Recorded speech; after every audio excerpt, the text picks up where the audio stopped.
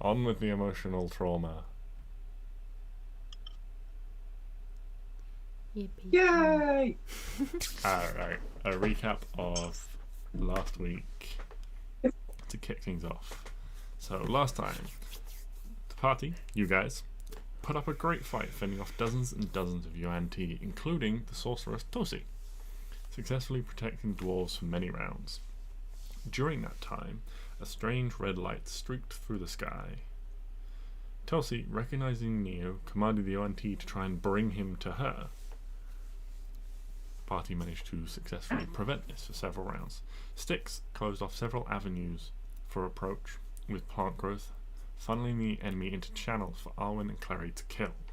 The tide ebbed and flowed, but steadily the number of Yuan-Ti began to overwhelm the party, slipping past them into the prison pen and attacking the dwarves, threatening the spellcasters working on the teleportation circles for their escape. With the party falling back to defend the dwarves, the red streak in the sky descended upon the battlefield, revealing itself to be Balsam, riding a fiery nightmare. Vastly outnumbered, the party fought desperately to prevent Neo, paralysed by a hold person spell from Tosi, from being dragged towards Balsam. Balsam raised more undead from the Yuan-Ti the party had defeated, making it even harder for the party to protect Neo, before eventually approaching him and transferring his essence into Neo's body. But the transition was not as smooth as expected. Neo was still able to subject some of his own will over the body. Slowly mastering the nuisance of Neo, Balsam offered the party a chance to join him. And this is where we pick things up. The dwarves, you can see a series of lights flash from the pen and go boom, boom, boom, boom, boom, boom, boom. And one by one they go out until a single glow remains. Olaric, at the gates, next by you, Klari, calls out towards you all. Are you guys coming? We need to go. They can hold it for a little longer, but you better move.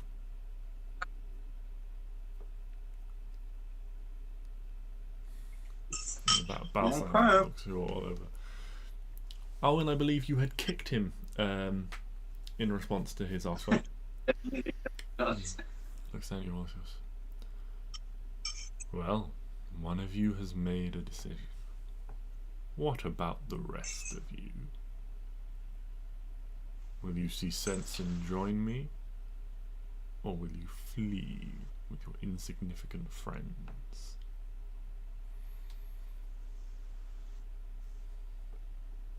I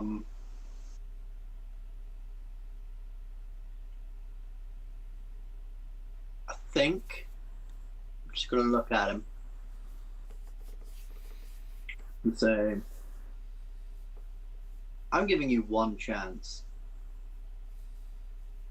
Give him back, or we'll bring down the entire weight of Kavran on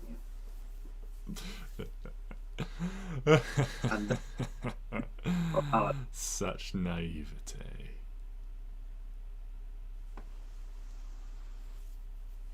slowly Your friend whispered is around. gone. Is that really? If he ever even existed in the first place, really.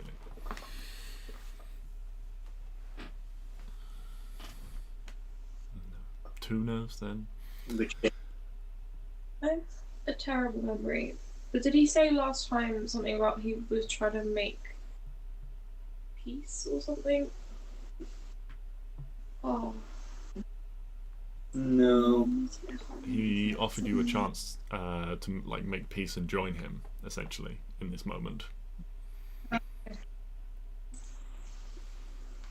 In which case, I'm going to kind of look at him and say, Neo, I'm really sorry, but we're coming for you. And can I, so this is like a sort of like quote unquote combat scenario. Mm-hmm. Can I essentially, with both of my attacks, shove Arwen 5 feet twice to knock her out of the range of attacks of opportunity from this guy next to us. To like shove her sort of like diagonally, or like just shove her back, like back and then diagonally back. Well, you could shove her once, and then you'd have to move. Yeah, and then you'd be potentially subject to an attack of opportunity. That is fine. Okay. I am prepared for that. I mean, essentially, you don't have to shove. If Arwen is willing, you can drag her. That's That's what I was sort of thinking. Essentially, because I know you got hit by a pretty big thing, and I have AC and I've barely been hit. So yeah, I was essentially gonna like push Arwen, try and push Arwen away if she's willing, and like have my shield up in a sort of protective manner. If you don't want to go, in which case this is very complicated. If Arwen is willing, the two of you can essentially move like together at half speed. With you sort of like in a defensive stance, like backing up and like using your back to sort of like push her. Yeah, well, I only really wanted to push her like out of the attack of opportunity range from this guy next to us. Although he's kind of weak sauce anyway. But also, yeah, like Balsam's got his glaive, Neo's glaive, so push her out of the attack of opportunity range from him too.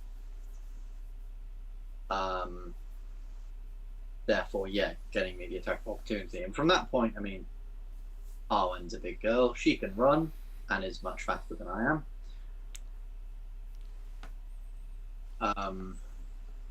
So yeah, I guess that's what I'll do. I'll try and like drag her forwards enough so that she's out of attack of opportunity range, and then I'll kind of let her go and sort of look at her like, are we leaving?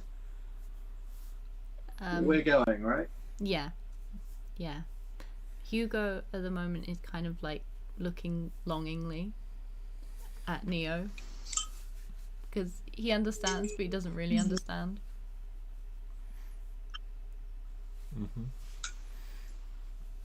But he wants to help, but obviously he can't because he's just a little puppy. No.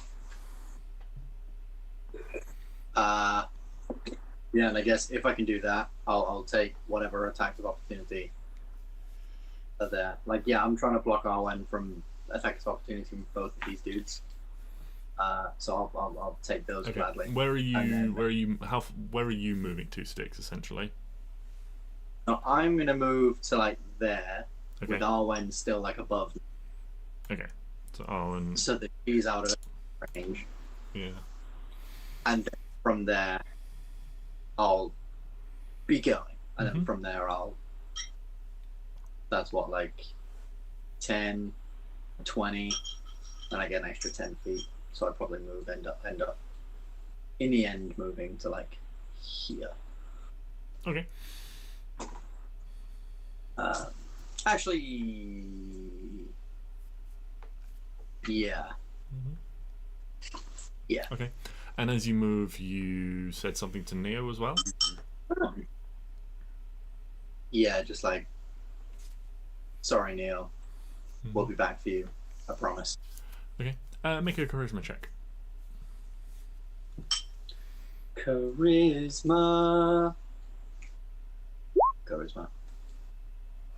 Yes. 23. This is a very 23. Good. As you go to move, pushing Arwen back, the low rumbling chuckle emanating from Balsam just this as he raises this glaive into the air, gets cut off, and there's just a no, and there's just like this strike that is preparing just sort of freezes and doesn't come down. You get away from him without an attack of opportunity, but UNT is going to be an unnatural 20 to hit for 4 points of damage.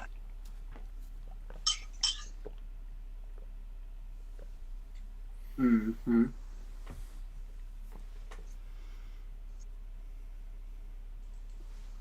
Am I technically here? No, Stix can't move you that far. Oh, okay. So I'm just where I am. Yeah. Okay. Yeah, I moved you out of like AO Yeah. attack of Yeah, opportunity that's range. cool. I just wanted to check where I'd gone. Okay. Anything anyone else wants to like immediately do sort of RP wise? Otherwise, we'll jump back into the top of the initiative round. Oh wait, no. Yeah, because Arwen was like really low in the initiative, wasn't she? Arwen was before you in initiative. Oh, okay. Yeah, then that's fine. Then I'll say mainly Klari, because Arwen, your response was to kind of kick him at the end of last session. So I'll say maybe you've still got a bonus action. Stix, you've said some things and moved. So Klari, you've still got like an action and things. I'll say for this.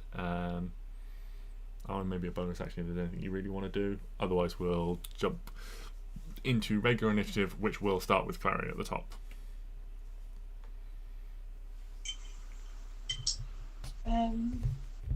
So essentially, Klari, you've got 2 actions if you want them.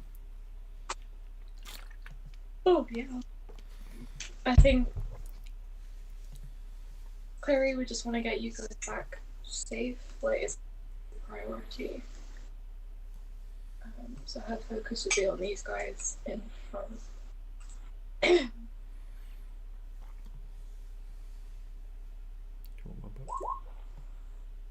Oh, come on, Clark. Oh, 14. 14 doesn't hit, unfortunately.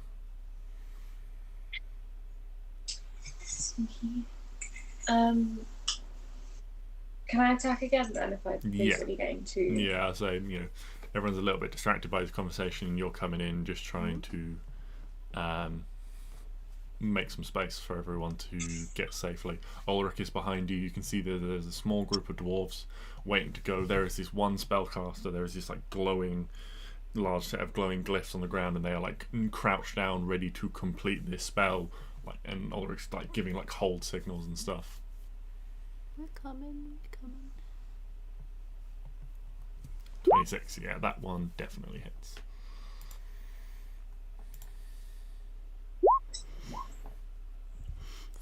Damage. I think your bonus action to hit as well.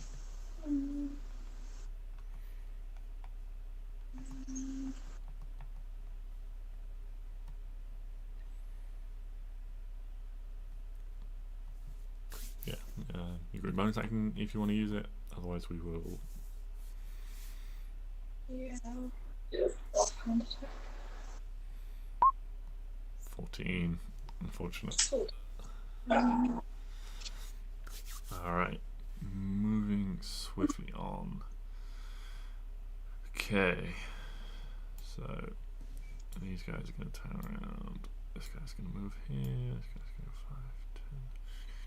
go 5, 10, 25, 10, 15, 20, 25, 30.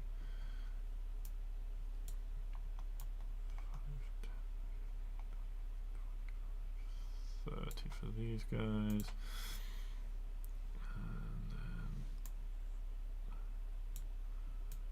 5, 10, 15, 20, 25, 30, and these guys will just back things up. Okay, so that's going to be 2 attacks against Klari, 2 against Stix, and 2 against Arwen.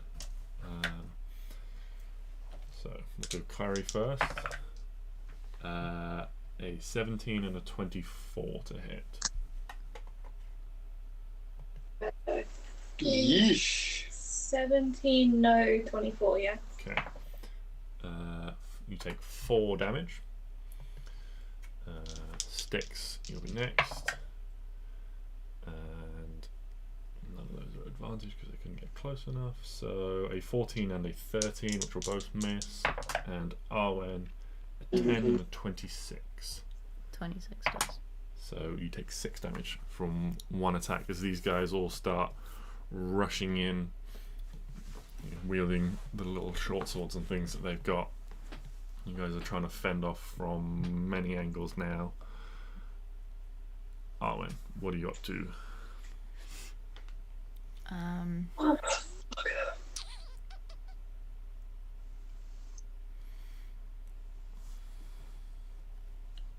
Okay, can I do my bonus action first? You can do your bonus action first, yeah? And can I get my spirit to do its action before I do mine? Technically, no. Your bonus action is to command it, and then it takes its turn after you. Okay. So technically, your turn is over when it goes. I know we've been a little bit sort of Yeah, no, I know. combined in the past. I was just asking. That's alright. Okay.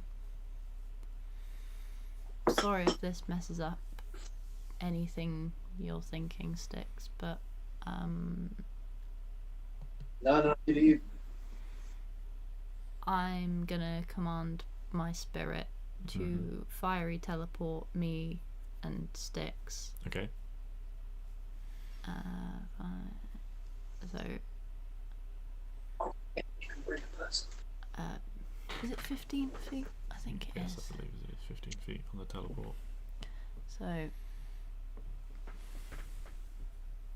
can I select both of? No, I don't think I can. Yeah, you can. Just hit control. I did. Oh, sorry, shift. Hit shift.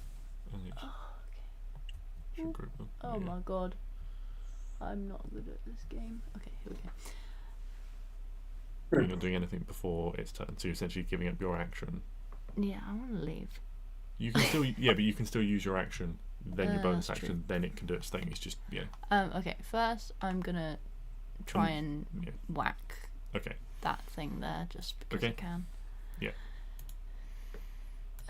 Where's my sword? There it is. 19 hits. Extra 3d6. Yeah, they're not But dragons. they're not dragons, so it No. doesn't matter. Did that not click? I don't think so. Excuse me. There you go. 10. 6. 10. 10 is the 2 hands. extra 3d6. Oh, it's not. No, No. it's not. It's 2 hands. Oh, I'm sorry. I thought you had that set up to do the extra 3d6 for dragons. My apologies. Don't think so. Sorry, I thought you had it. Because, yeah. No, that's why it's written there, I think.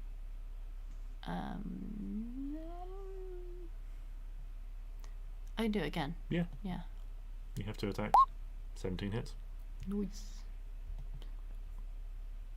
10 again. Nice. Get fucked. Yeah, so then 5.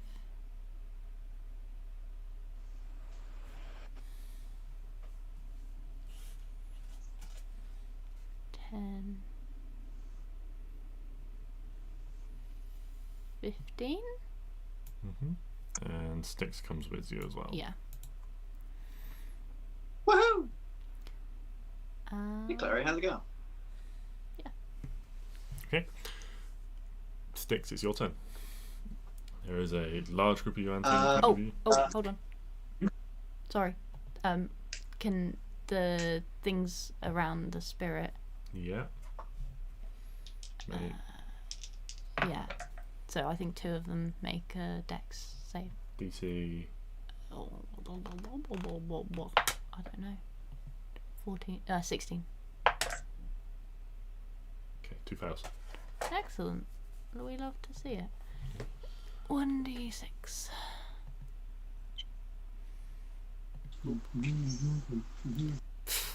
Great. Plus. Your proficiency bonus. Yeah, I'm just trying to find it. 5, so 7. 7 damage. 7 damage. Right, now Stix. Sorry. Yeah. Can I hold? 2 of these, you auntie, are engulfed My- in flames. They're writhing on the ground, burning to death. Yeah.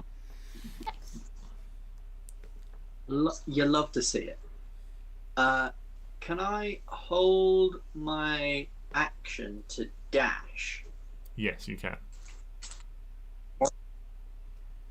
Arwen and Klari off. Because I don't want to go through before they go through. Yeah.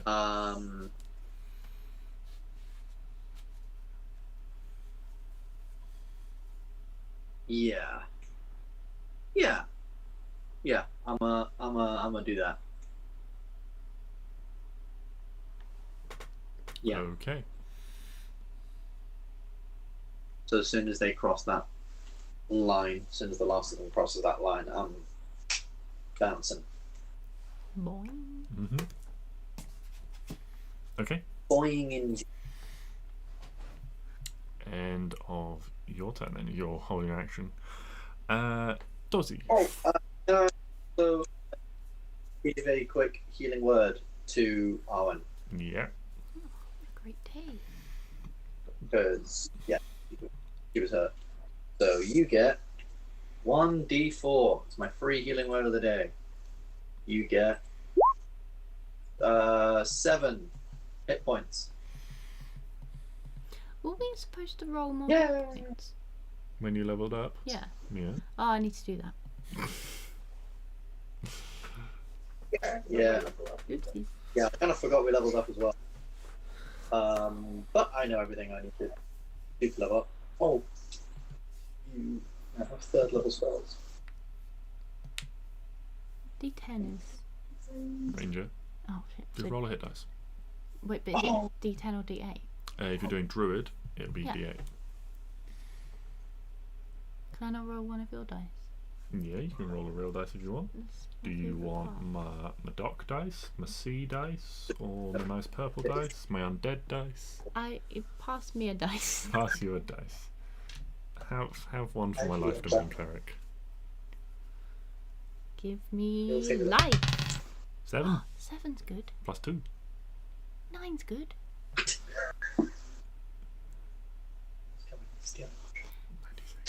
Thank you. Whoop.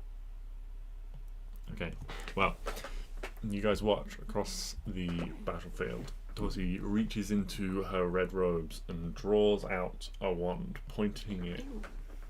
at you all. Can the wildfire spirit, Klari, and Arwen all make dexterity saving throws as there is this rumble of thunder and then this burst of lightning just across the battlefield. This line of lightning cuts through the three of you. Is that all of us? No, it's a line. It's a lightning bolt. So just Arwen, Klari, and the wildfire spirit. Is it just a dex? It is just a dex save. But like, Yeah, it doesn't have proficiency in okay, dex. so it's just. Yeah. I feel like from the angle she's at, that might hit me as well. But actually, it depends on what angle she's getting. It's a 5-foot line, and unless Yeah, it's only 5 foot, isn't it? yeah, Yeah, no, sorry, yeah. It's like But- I mean, so I could that say makes sense, yeah, okay, yeah. she can do it down the middle and hit both of you, but it kind of breaks the game a little bit to say that she can do that and then you guys can do that. So I'm sticking to her like a. I'll tell you what it is. I've been looking at dragons all week, and their thing's 10 feet, not 5 feet. Yeah. So I've been confused. That's all good. Squeaky chair. Squeaky chair indeed. Alright. Let's. I can do this 2 at a time. Those are the wrong dice to be rolling. So we've got.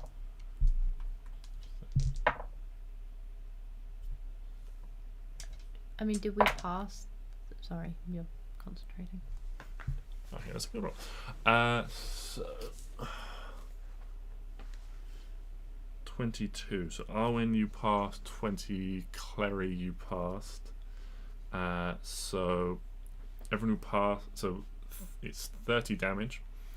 Everyone who passed takes half, except for Klari, who has evasion. Everyone who failed takes the full 30. Big sad moments. So there's this Cry every like time. cacophonous. Okay. And then one of these sort of open doors behind you to this pen like takes the blast and sort of like explodes in flames and like collapses off the hinge. 30 Holy. divided by 2 It's 15. is 15. 37. Do the her turn. She moves up a little bit. Alright. And then as you watch, Balsam just slowly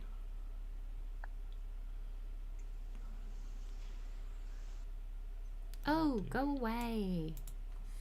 almost casually strolls across the battlefield. And Fuck. Go away. he is going to make some attacks. In this. The first attack will miss. You're not invited to my birthday party. Second attack, 17.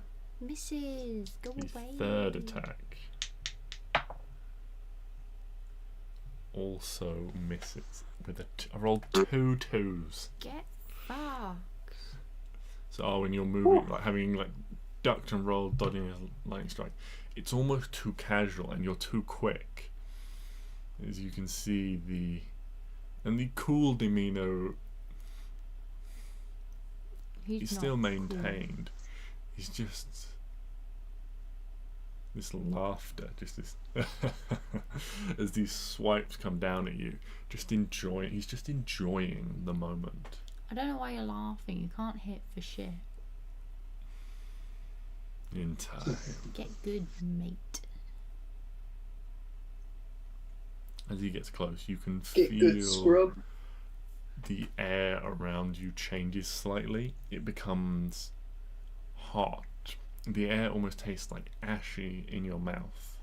Oh, now you're speaking my language, Yeah. though. It's like dry and it's almost almost choking on it.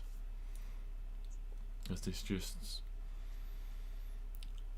unnatural heat just emanates off this blade as it swishes through the air past you. End of his turn. The dwarves. Again, you hear Ulrich. It's now or never. You gotta move.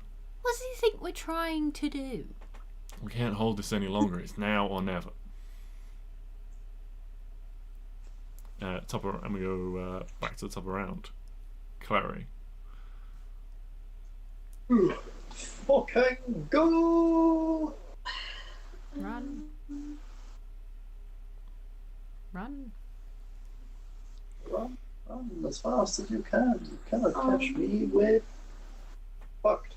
I'm gonna take one more stab at the dude just because I can. Go for it.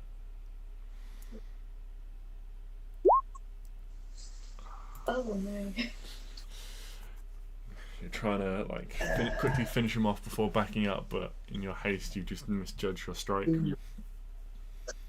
Haste. Ooh. I cast haste. Hit Klari like us.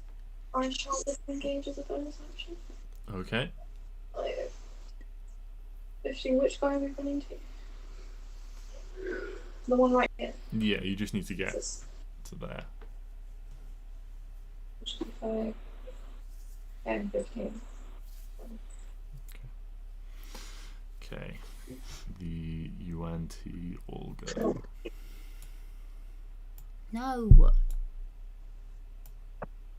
Why can't you just not do that? It's fine. Oh my god. Fucking hell. I think I might have sent off some mixed signals. You people aren't my type.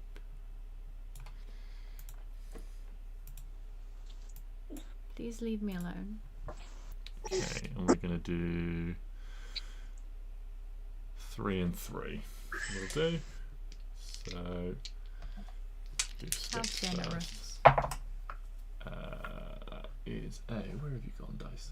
It is a 10, a 14, and a 23 against Stix, and a natural 10, 20, a 16, 3. and a 13 against Arwen. So I believe it's 1 hit each. Yep. But crit against Arwen. No. Stix, you take 3 damage. Arwen, you take 6 from this whirl of blades Oh, as these no. Manti begin to surround you all.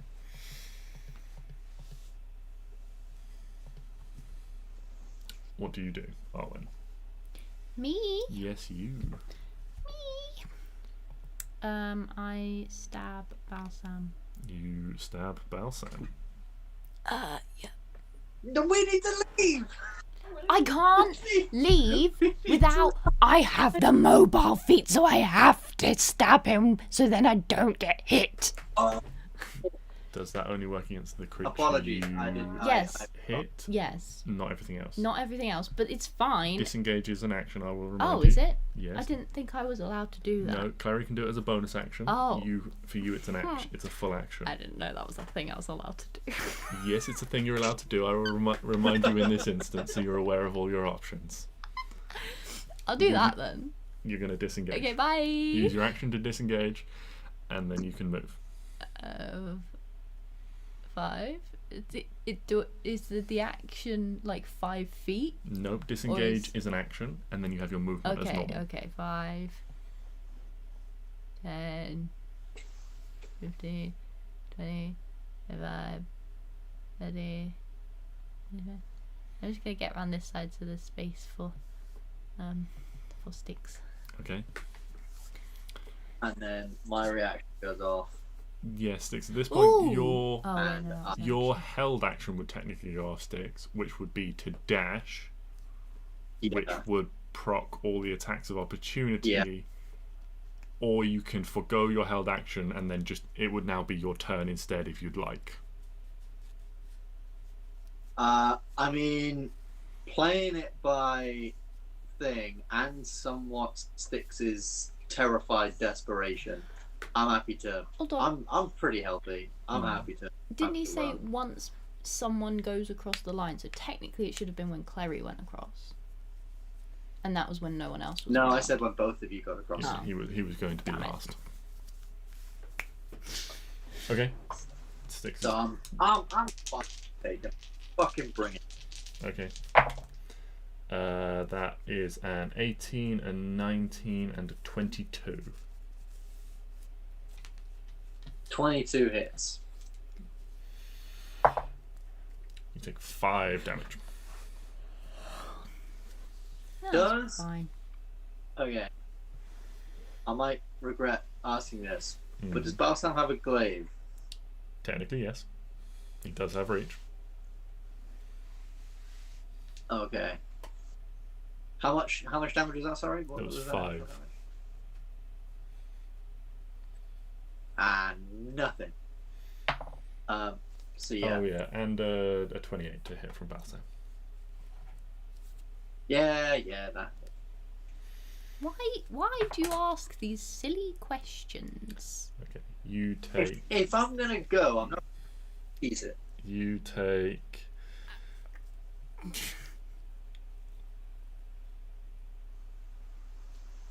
Oh God, he's doing math. Yeah, I'm just trying to work out. If as long as it's not higher than 75, I'm happy. Okay. Yeah, you take 19 slashing damage. We're gonna say 90. Yeah, you take 90 slashing damage, and you gain a stack of something called Hell's Rot. For God's sake, Stix. What are you contracted now? Those squirrels again.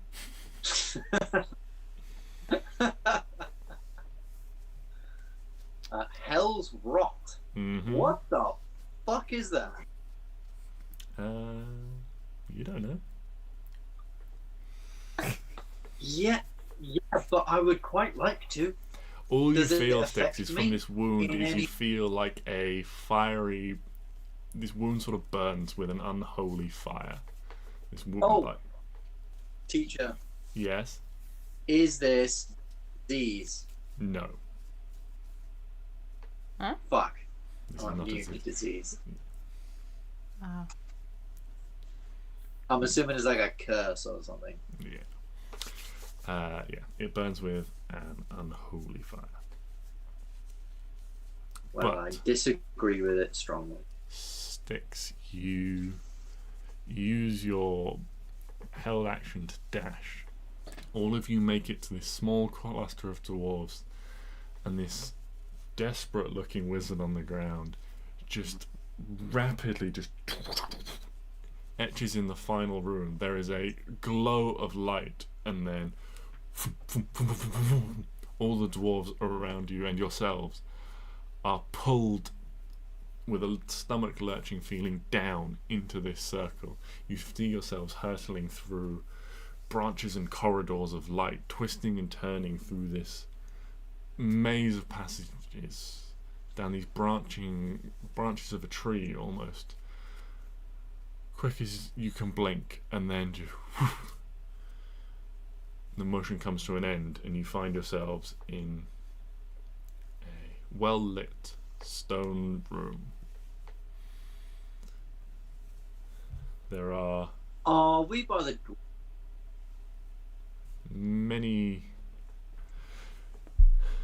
there are a number of other dwarves clustered around you. You can see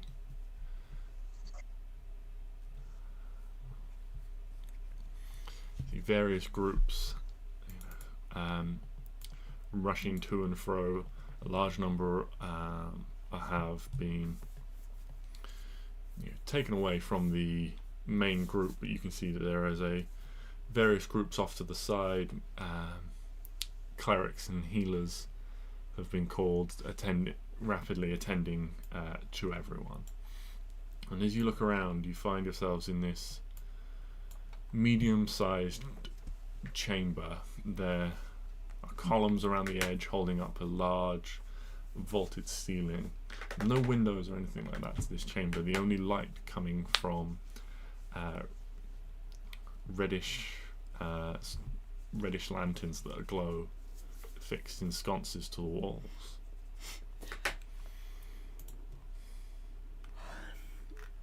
And as you all arrive, there's just a collective sigh of relief.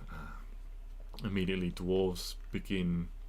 Another group of clerics begin surging over towards you, rapidly asking questions in Dwarvish and things like that.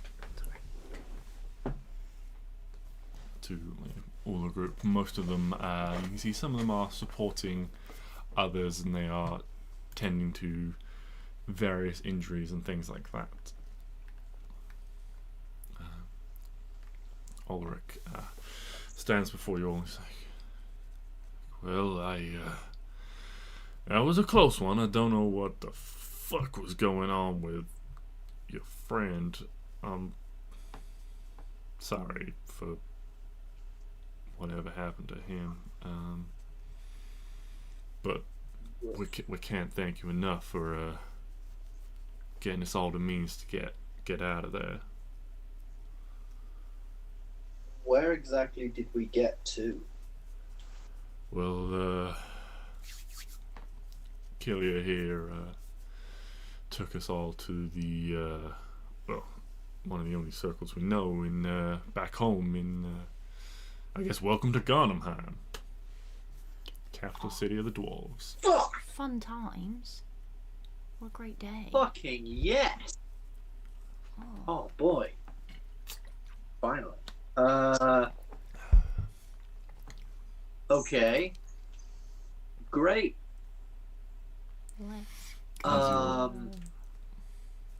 As you're all guys, we're on the other side of the land. As you're all standing around, a elegant-looking dwarven woman approaches. Well, Ulrich, if you're done gabbling, I'm sure my uncle will want to speak to these guys if they're the ones responsible for all of you getting out of there. And this was like, yes, of course. Yeah, I'm sure he will. Allow me to introduce Lady Cathra.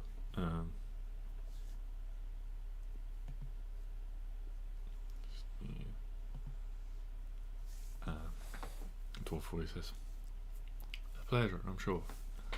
Please, come with me."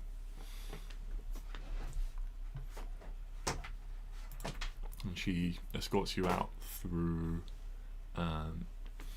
several short corridors, and before there's a large set of double doors. He's like, I don't know if any of you know anything about Garnham High, but well, welcome. And she waves her hand, and the doors, these large, like, oaken doors before you, swing open, and you can see there is this grand cavern before you, stretching hundreds of feet, if not a mile or so in the distance, illuminated by almost in daylight lights. There are many lights gathered around the cavern walls and floating throughout. And there is this large, looking around, you can see in the caverns all around you there is this warren-like structure. There are buildings in the cavern itself, small square stone buildings covering the floor, and as you look up you can see up and up and up and up you are inside some hollow mountain. All around there are little stairways and things going up and down and in and out and all through the rock. And you can see these are not the hurried, worn stairs that you might find in some goblin cave. These are grand stone staircases carved beautifully and elegantly. You yourselves have emerged maybe a couple of 100 feet up in the cavern wall itself.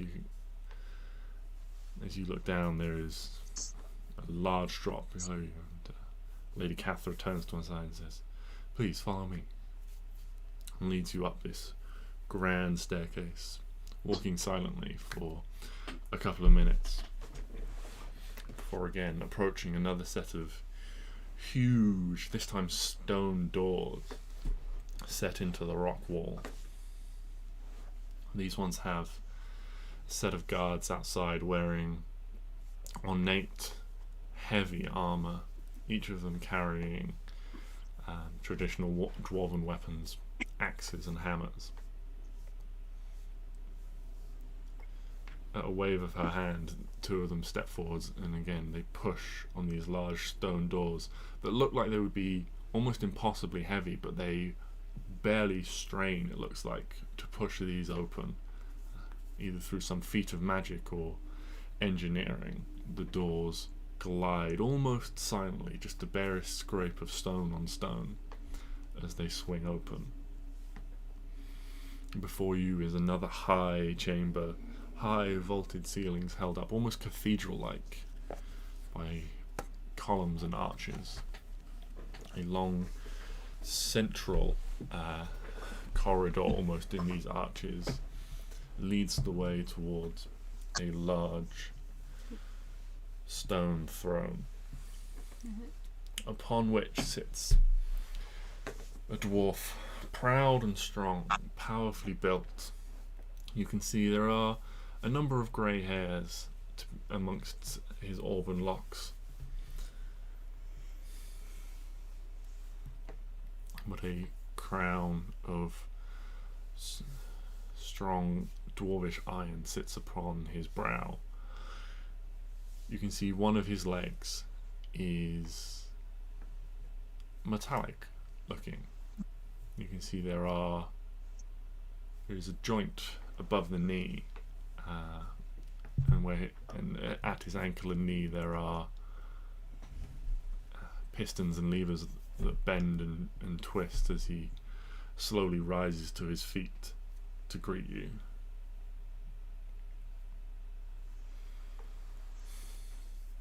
He looks over you all and says, "I owe you all a great debt. You have saved a great number of our people.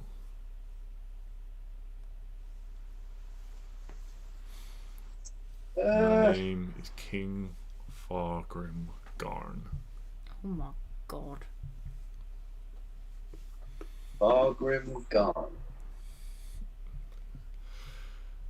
Hello. That was it. I say in Please, Dwarvish. what are your names? I would like to greet the people who have saved so many of mine properly.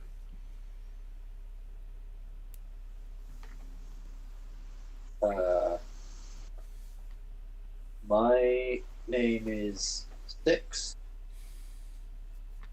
Hello.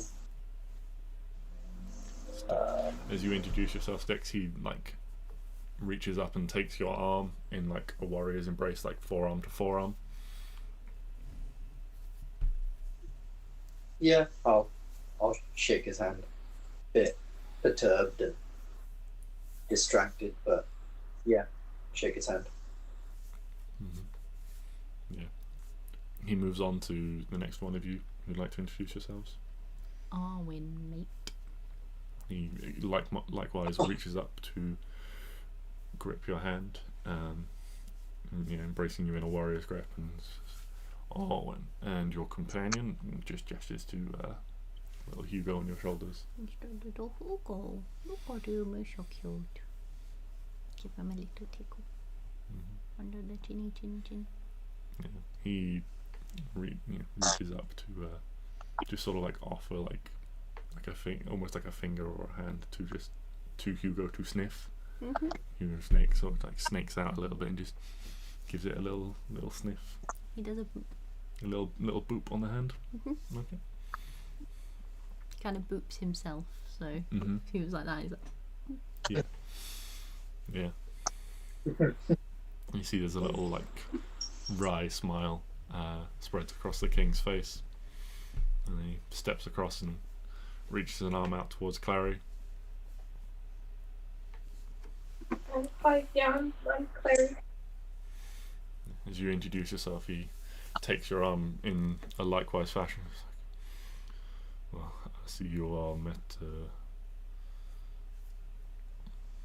Cathra, and well, as I said, we are all in your debt. If you have injuries or need anything, repairs for your arms or armor, we're happy to take care of that. You are welcome here to stay as long as you like in the city, as honored guests. Thank you. Thank you. No, after I don't know what I'd be interested in hearing exactly what experiences you've been through, how you've come to save so many of my people. The messages we got from the council on the matter were somewhat vague, but please, if you'd tell me your story. Where to start? Yeah, I will offer to tell him stuff. Well, actually, I'll speak in Dwarven, and I'll say our story is a long and detailed one that we'd be more than happy to tell you everything you need to know. But we have suffered a bit of a casualty. We have been on the road for weeks, in the desert for a long time, and the fight really took it out of most of us. Would you mind if we just took a few minutes to collect ourselves as a group and maybe just take a little bit of a rest? I don't mean to I don't mean to be rude or anything, but yeah, this has just been a lot has happened. And also, not that I want to leave your beautiful city, it is glorious. But we do have a home to get back to, and we have some arrangements with some people in the Elven capital. Would you happen to know of a way we could get back there? Obviously, after speaking to yourself and informing you of what's going on. Of course, I quite understand. Catherine here will show you to some chambers we have prepared for guests. She is proficient in magic, beyond any here. So if there is anywhere you need to go, once rested, she will assist in taking you there. Thanks, love. You are honored guests at this time. Please, take as long as you need. It is late. We will speak in the morning when you are better rested. And with that, he gets back up from his throne. A number of guards and things take up positions around him, and he exits. And there is a sort of slight hissing and whirring that goes along as his clunky gate on his prosthetic leg, all gears in it turning and clinking. As she watches him leave, Catherine just turns back to all and says, "Well, if you have anything you require, let me know and I'll see it attended to. Otherwise, please follow me." And she leads you once more out through the large stone doors onto the large staircase that essentially moves around and curving around the chamber in levels. You see as you start to move through it in more detail, cavern gets narrower and narrower as it goes up, and they seem to have large stone balconies essentially that come out, allowing almost like major roadways, allowing people to move around the circumference with relative ease. You don't travel through too much of this, mainly traversing up several staircases and deeper into the rock itself. The corridors of this section of the city are very well maintained with beautifully carved stone. You see more of these red lanterns sit in niches as you move along, and after a short time you're led down a corridor with a series of rooms inside. She says, "Please, a number of rooms here. Help yourselves. If there's anything you need, let me know and I'll ensure it's attended for you. Someone will come in the morning to inform you of where you can breakfast, or if you'd prefer, they can bring breakfast up to you." Do you have bacon? Yes, we have bacon. Nice. Thanks. That was it. Okay. And if there's nothing else from any of you? No, I'm just happy there's bacon. Okay. Yeah, I just kind of sit and be like, so that happened. Yeah. Neo is now not here.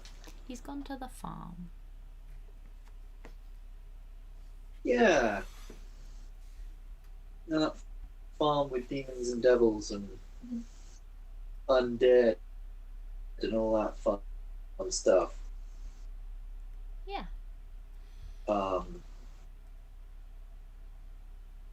Fuck. Indeed.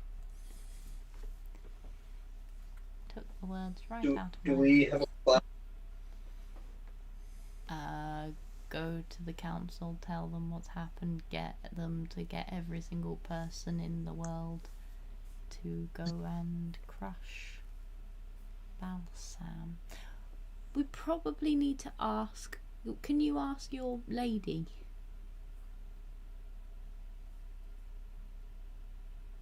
How to get his soul out. Yeah. Balsam's soul out. Yeah, And yeah, that was way ahead of me. I could ask Uh, the lady, the orc lady, the big orc lady, the one in the sky. She's not yeah. dead. No, I know you. She's at Hengist Forcer. I remember that, but I can't remember what her name is. It's alright, that's enough for now. It's It was someone. a long ago. But she's friends with your lady, so you know they might share some knowledge. That is true.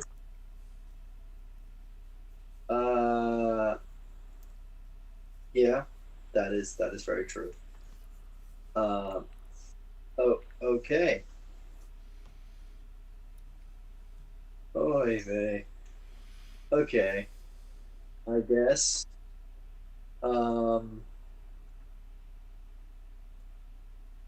Yeah. Okay. I think Stix kind of gets up. He doesn't really want to eat anything. Just goes to whatever. They said there were rooms available. Yeah, you guys are like, essentially like in a corridor. There are several doors available for you all to head through. Yeah. Stix just kind of slowly goes into one of the rooms and shuts the door. And yeah. You think he's going to sleep, but he's not going to sleep. He's summoning Elvis. Regular Elvis. And he's just going to sit and go to sleep. And then at some point you hear a load of loud banging and scraping of something. And confusion and shouting. And yeah. What are you doing to your elk? Does Arwen go to it? Yeah, probably. Okay, so after would that be immediately? Would that kick off, or would that be after a couple of hours? Probably be like after about like an hour. Okay, so after about an hour, yeah, Arwen, you're like settling down, trying to drift off into your sleep, and yeah, you suddenly hear like banging and crashing. I say Arwen's in the middle potentially. Stix is on the end, and so you are right next to him as you hear all this commotion. Knock, knock, knock.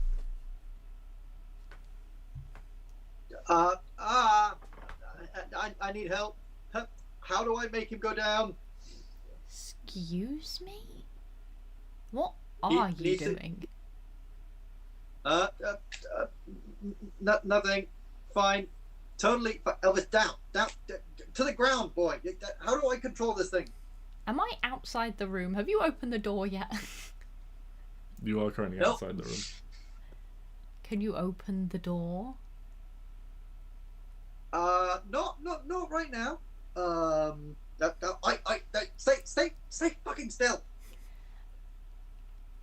You either Alice. open the door, or I burn this lovely door down, and you will have to explain to these lovely dwarvish people why there's a burn hole in your door. No, don't put that. Hear a loud crash. So he stumbles up to the door, opens it up, and I got a big bruise on my head. Hi. Hi. Hey.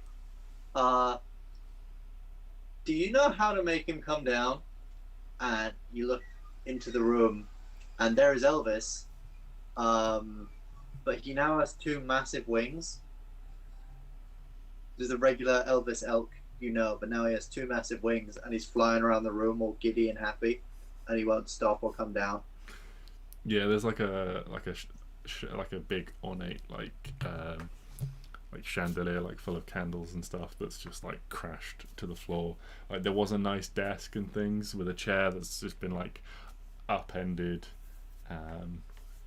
The room is, you know, kind of chaotic, and yeah, it's just sort of making like big swooping circles around. Is Elvis as you know him, except he's got these large, you'd call them angelic if all the feathers weren't made from leaves again, and like the bones weren't made from, obviously made from branches as they reach out. I mean, I don't think you can be mad because he's knocked a chandelier down. That's the most he's hit in his life.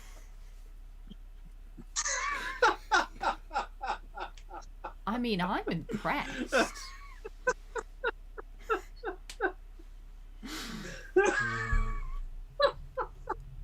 We better fucking knock a chandelier down for a 4th level spell. Jesus Christ. Yeah. I mean, I summoned him, you know, as I usually do. And then after that fight, I was like, oh, I feel a little bit stronger. And I had a little bit more energy, and I was like, oh, I wonder what happens if I, like, just, you know, give it to him. See if I can, I don't know, buff him or something. Or make him bigger. I don't know. And then suddenly he just flew wings and started flying around. And I think he likes them. He won't come down. Just his happy elfin trumpeting comes from the ceiling. Hey. I have 2 options.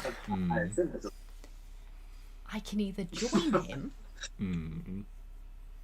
and make it worse, or I could try and help. What's Arwen feeling? Well, I think she's pretty drained at the moment, so I think she'll probably try and help because she wants to go to bed. Fair enough. I honestly thought one of those options was going to be shoot him down. And I was very upset. I was also thinking that. I can either help or I can set everything on fire. No, I would just cause the chaos as well. Right. Most of the damage has been done at this point. Exactly. What more is there for me to do? Yeah, exactly. Can I make some sort of animal handling check? Yeah, sure.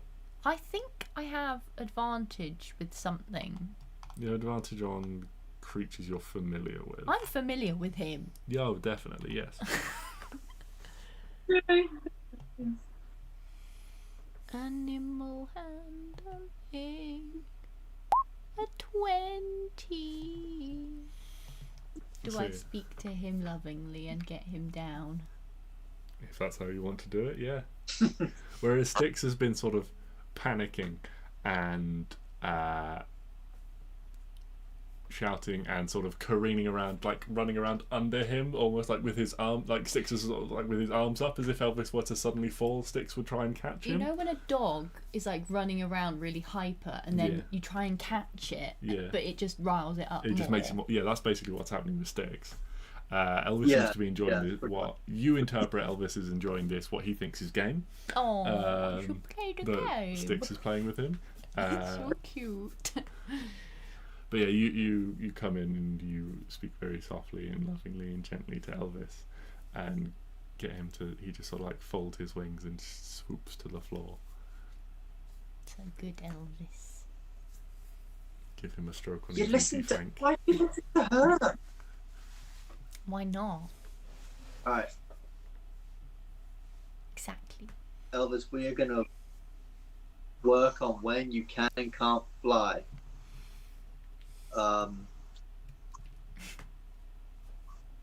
Great. Elvis gives you a look, Stix, that you interpret as always.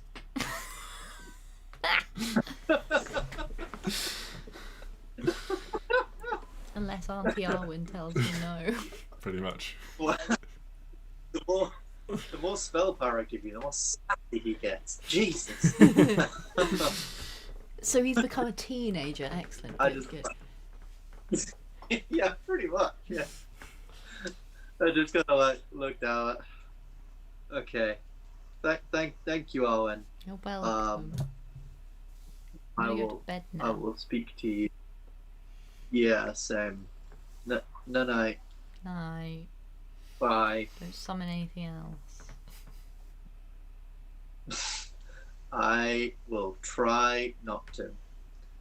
Arwen goes and summons a load of bunnies.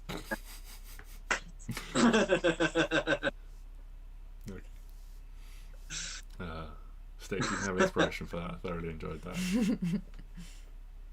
Hey. Well, if there's nothing else anyone would like to do, you can all enjoy a long rest. Woohoo! I love a long rest. Woohoo! Love me a good long Wow, rest. look at all those hits. Do I no longer have this Hell's Rot bullshit?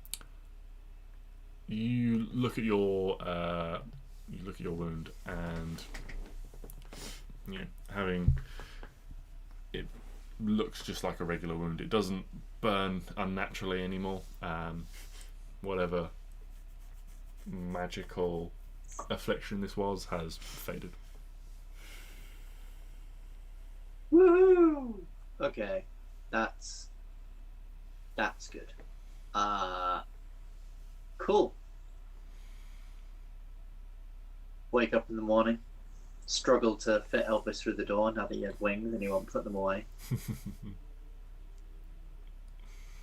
Eventually just decide, no, fuck this, and then just get rid of Elvis. I'm like, you know what, buddy? Back to the Go Feywild to you home for a for a minute. time. Yeah. Yeah. Fly around there for a little while. And Yeah. In the morning, a dwarf comes, knocks on each of your doors, and offers you, basically offers you the choice. Would you like to, stay and dine in your rooms, or would you like to dine together? Basically, would you like food brought up to you, and to rest some more, or are you ready to dine? I'm going to make it everyone else's problem, so I'm going to go downstairs. Okay. dine together. Let's be a team. Trauma team. Trauma team. Yeah. Okay. Yeah. Yeah. And, Okay. when we sit down. You are requested to just wait a little bit, and then while the order is run to the kitchen, and then a short while later, Kavran turns up again. She's like, "Morning. It's I'm glad you all are rested well. It's nice to see you all looking better.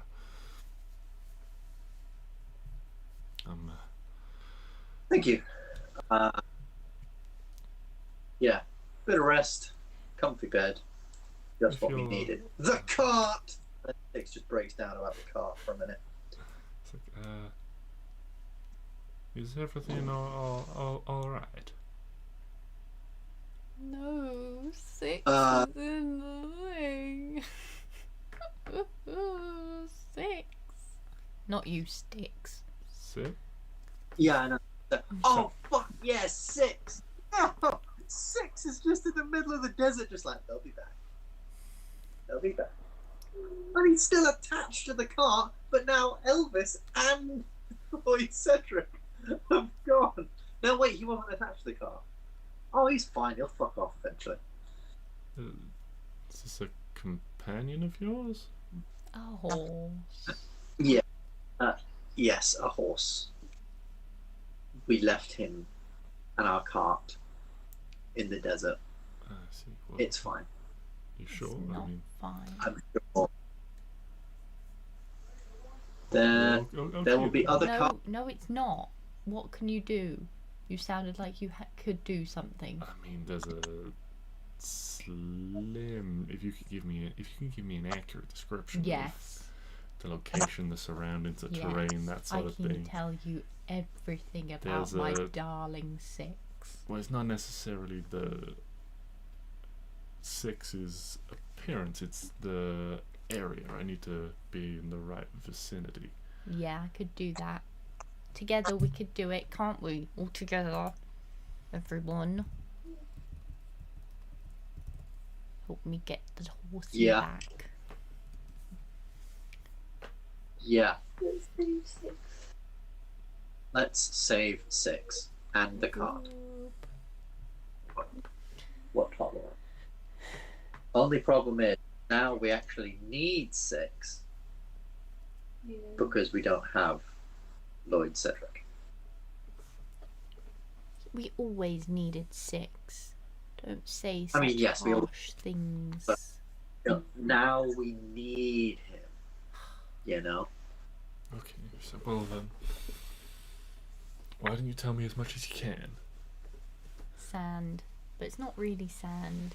But it is sand. But it's like rock sand. And then there's like these towers. And then there's like big thing. And then there's like some more sand.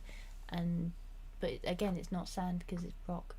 But like, yeah. Okay. What? Shush. Let's. Oh no, there's no way we can do that. Any of you magically inclined, can you perhaps show me the surrounding area in some way? My boy, Hugo. Yes. Oh yeah. Tell this fine lady. We are talking to Kath. Mhm. Catherine. Yeah. Tell this fine lady about the place we were at, where 6 is. Okay. Can you have Hugo make a? Hugo can do anything he wants. What's the most suitable check for describing terrain? Whatever it is, I give him guidance. I have to Sorry, what did you say? Can I like retrace our steps with him to help him remember and give him advantage? Yeah. What is the most? Do I use the old? Yeah, because that'll Yeah. be after the 6 months. What is? I'm going to say survival. Probably the most applicable in this instance, as it relates to terrain and things like that.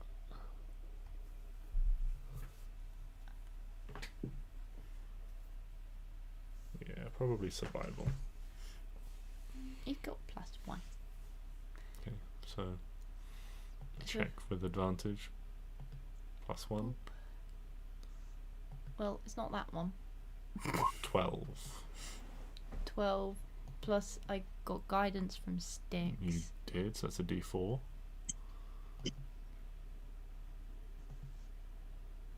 12, 16. Go Okay. on, Hugo. Yeah, so Klari works with Hugo for a little bit beforehand, working through the steps and things. And at first, Klari, it's a little bit difficult to keep Hugo sort of on track. You get a lot of pictures and emotions surrounding Neo, and then Neo as Balsam, and then like Neo mid-transformation on the ground when he looked like he was in pain.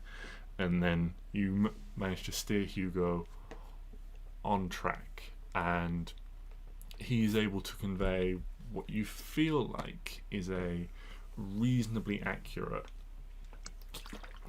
description of the target. She's like, well, I can give it a go. I will see what I can do. If I am successful, would you like your companion brought here, or is there somewhere you'd like me to take him? Are you plan on staying here a while, or I mean, if we bring him here, can you then transport him with us later? Of course. Get him here then, please. Okie dokie. Thank I you. will do what I can. Thank you. Yeah. Uh, In the meantime, allow me to accompany you down. My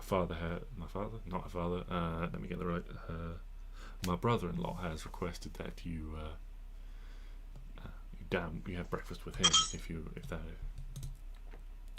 She leads you through various corridors and things like that into this fine chamber. Again, the king is there. You can see there is a younger dwarf who's got similar like auburn hair and beard, although not as long. I was thinking of a 5-year-old. Does this 5-year-old have a beard, or is it like an old person? No, this person is clearly an adult. Okay. You can see they look a little bit sort of like rough around the edges, where you can see they've got like sort of like a bruise on one eye. One of their arms is bandaged where it sticks out from their sleeve at the breakfast table. King turns to you all as you enter, greeting you, and Kavran makes her departure. I need someone to roll me a D100, please. No, because the last time we did this, Balsam came in.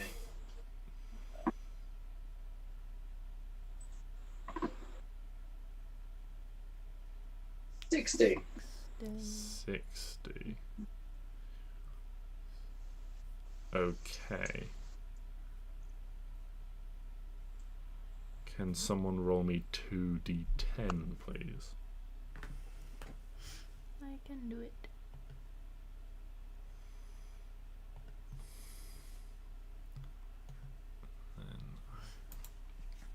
Then 19, okay.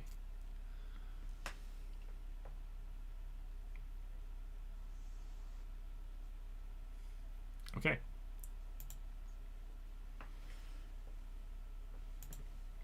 So, you are all welcomed in for breakfast. There is several plates of bacon. For Arwen's request. It is a very meat-heavy breakfast, you can see. But also there are a number of very pale-looking fish, as well as a large quantity of mushrooms and funguses as well that are served in various ways. Are you okay? Are you struggling?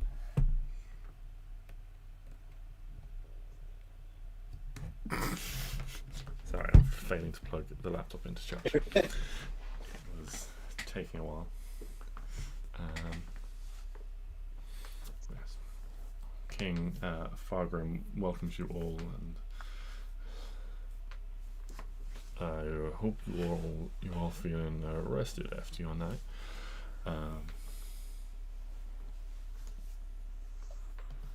Please sit, eat, enjoy, and when you are ready, share with me your tale. This here in gestures to the dwarf that looks into him. This is my son, Prince Brotor. Prince Brondor. Hello. He looks at you all. Howdy do. Yeah, raises a hand. It's like, good. Yeah, all the better for being home, thanks to you guys. Oh, you were there. You were there.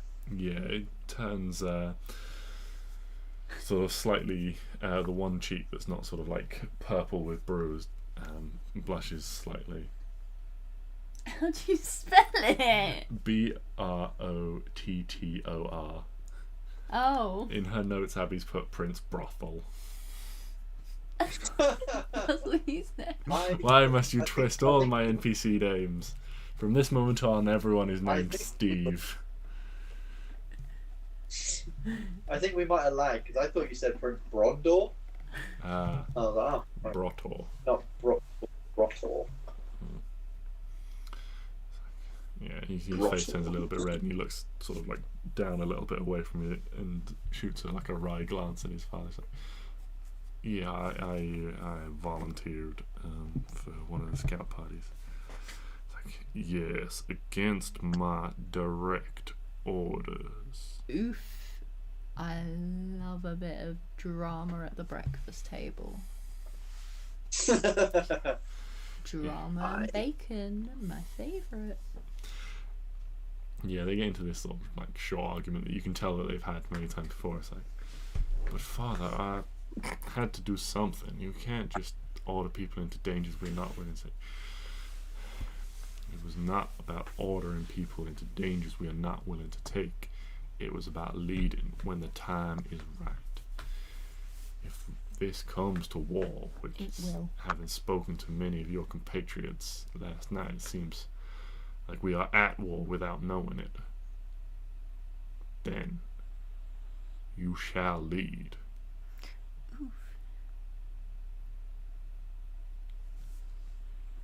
I may be a symbol for our people to rally behind, but my days on the battlefield are nearly done. I will command, but it is you who will lead our armies into battle. As long as you don't do anything so boneheaded stupid again. Otherwise I'll leave you in the back with the cattle train. Arwen has consumed a lot of bacon at this point. She's Yeah, for heavily each plate of invested. bacon you consume, there's like another like dwarven servant just like rushes up and replaces it on the table. Oh, Jesus Christ. Arwen and Hugo are just like circles by the end of the meal. Yeah, there Rolling. is a distinct difference in Hugo's shape by the end of the meal. Oh, what a cutie. This like bacon when is little like puppies eat. Oh. So cute. yes, but eventually they. I think King's like, now is not the time for this discussion anyway. We have guests here who have done us a great service. Please. And he like gestures over a small token of our appreciation, and a number of small chests are brought over, and you each get 2,500 gold. Yeah, we are eating good. Oh. What was it, 2,000 more? 2,500 gold. And Oh, no, as I there's said no before, thing. if there is anything you need, Cathra will be happy to take you anywhere you need to go. If you have any items that need a tune up or anything like that, she is the High Mage, my magical advisor within the city. So she will be happy to assist if you've got anything like that. If you've got any arms or armor that need repairs or a tune-up or anything like that, then let us know, and Stefan will be more than happy to take a look at them all for you. Could you write Oh, that? Stefan. I just got in a really good position. Thank you. Sorry, Ben, what did you say? Oh no, I was just saying, oh, Stefan. What a boy. Yeah, Stefan is our head armor and blacksmith. He's a little unorthodox, but he does a good job. Does he do magical stuff? He dabbles in various things, but anything magical you probably want to speak to Cathra about. Okay. Oh yeah. She's currently Yeah. in the middle of a desert, so we'll have to wait. Yeah, obviously. Cool. Don't think there was anything I need on my armor tuning up. I think that was going to be done by some elven people. I think I'm good. I think I'm good. I don't know. I think Thank you very much. Yeah. So, I think from that point, just start, just explaining yeah. everything. You guys Or are sat in this again large room with a round table in the centre. The chairs are a little bit sort of everything's a little bit low for you. You find yourself sort of craning a little bit over the table and stuff. You know, with the dwarven furniture. But you can see around you, you are in well lavished and decorated rooms. There are bookcases around the edge of the wall. There is a large fire burning off from one side, a huge like hearth. There is an enormous, like absolutely enormous bearskin rug on the floor in front of it, like we're talking a bear that would be 4 or 5 times the size of a regular bear. oh, I want to see that. Sounds awesome. There is a very nice looking, like you can see, family portrait. A much younger looking Brotor and Fargrim are pictured in it, with a beautiful looking dwarven woman with blonde hair.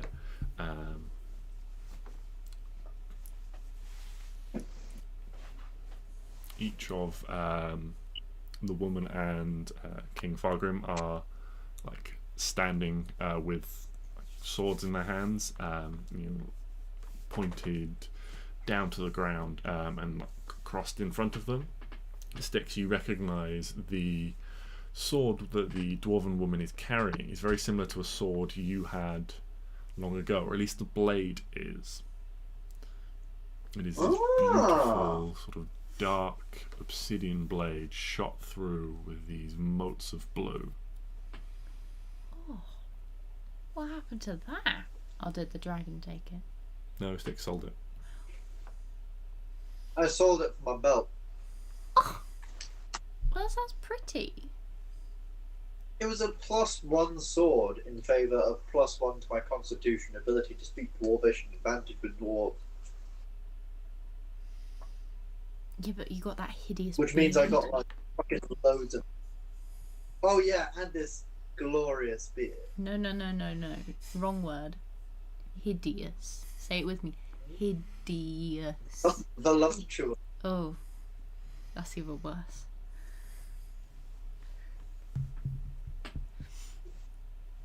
Absolutely epic. Worst investment Weird. Stix has ever made. Greatest investment the Stix has ever made.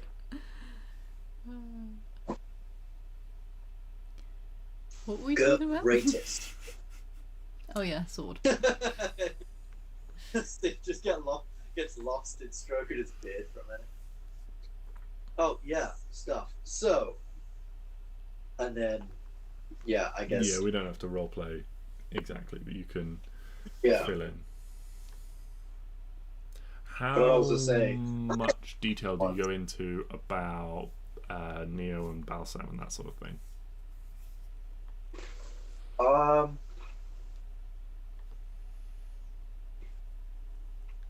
I think not very much.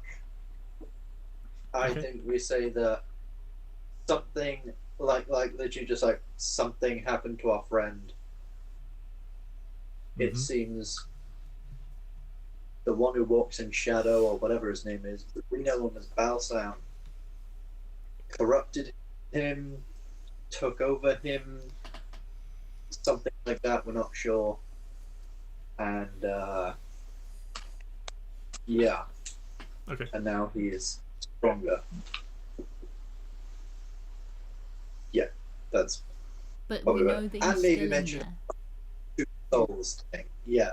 So like, but we know he's still in there. He spoke to us while still in there, and said there was 2 souls competing almost. So if you guys happen to know anything about that, that would be very, very handy to know.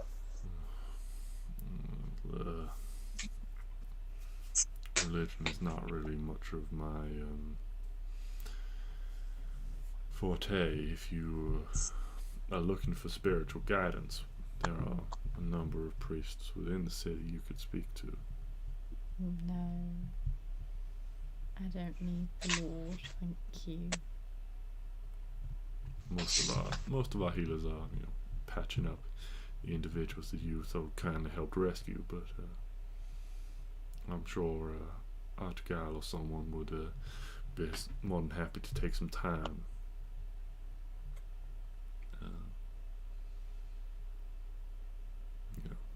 They would potentially know more about any sort of possession or something like that.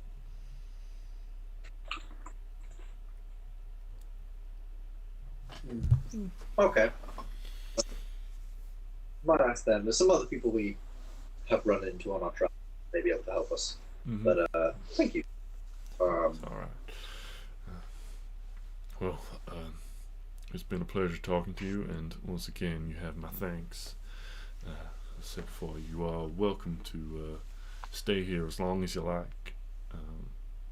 Cathra is here, there, and everywhere, I'm sure, but when she returns, or if you can track her down, then say I've instructed her to help you in any way she can to get you to wherever you need to go.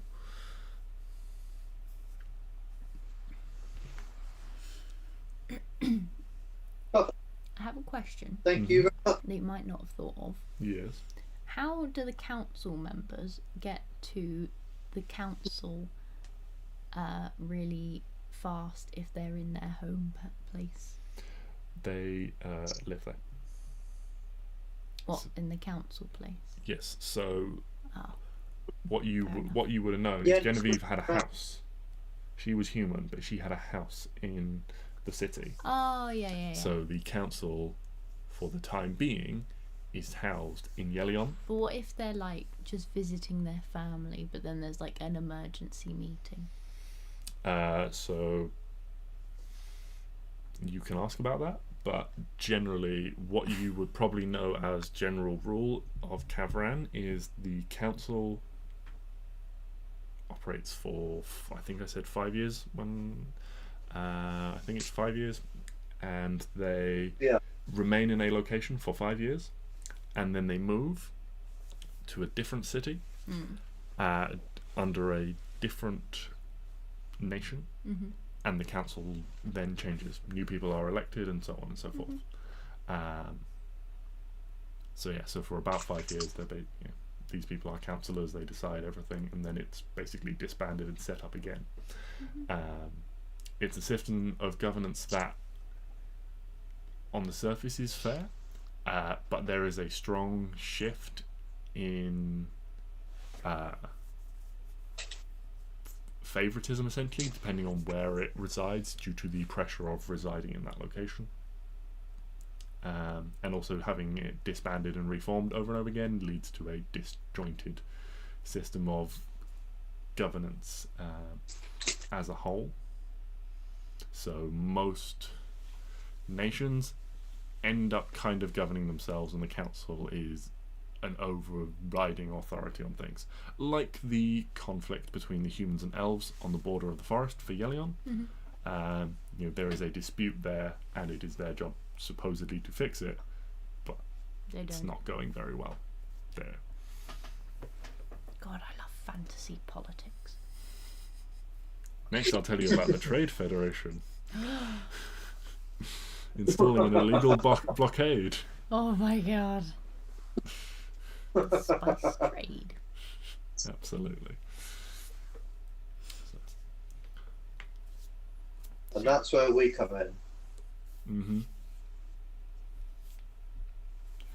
Okay. So, you guys have been given permission to stay as long as you like. You can explore the city.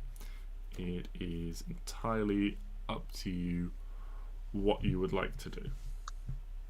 If there is anything you'd like to do, or we can just skip ahead. Do they have like a yellow pages? No.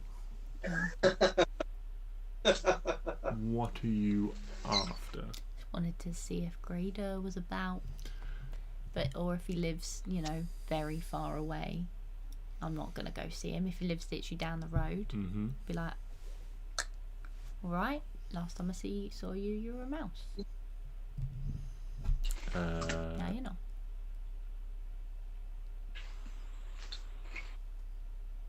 Oh yeah, your mentor dude.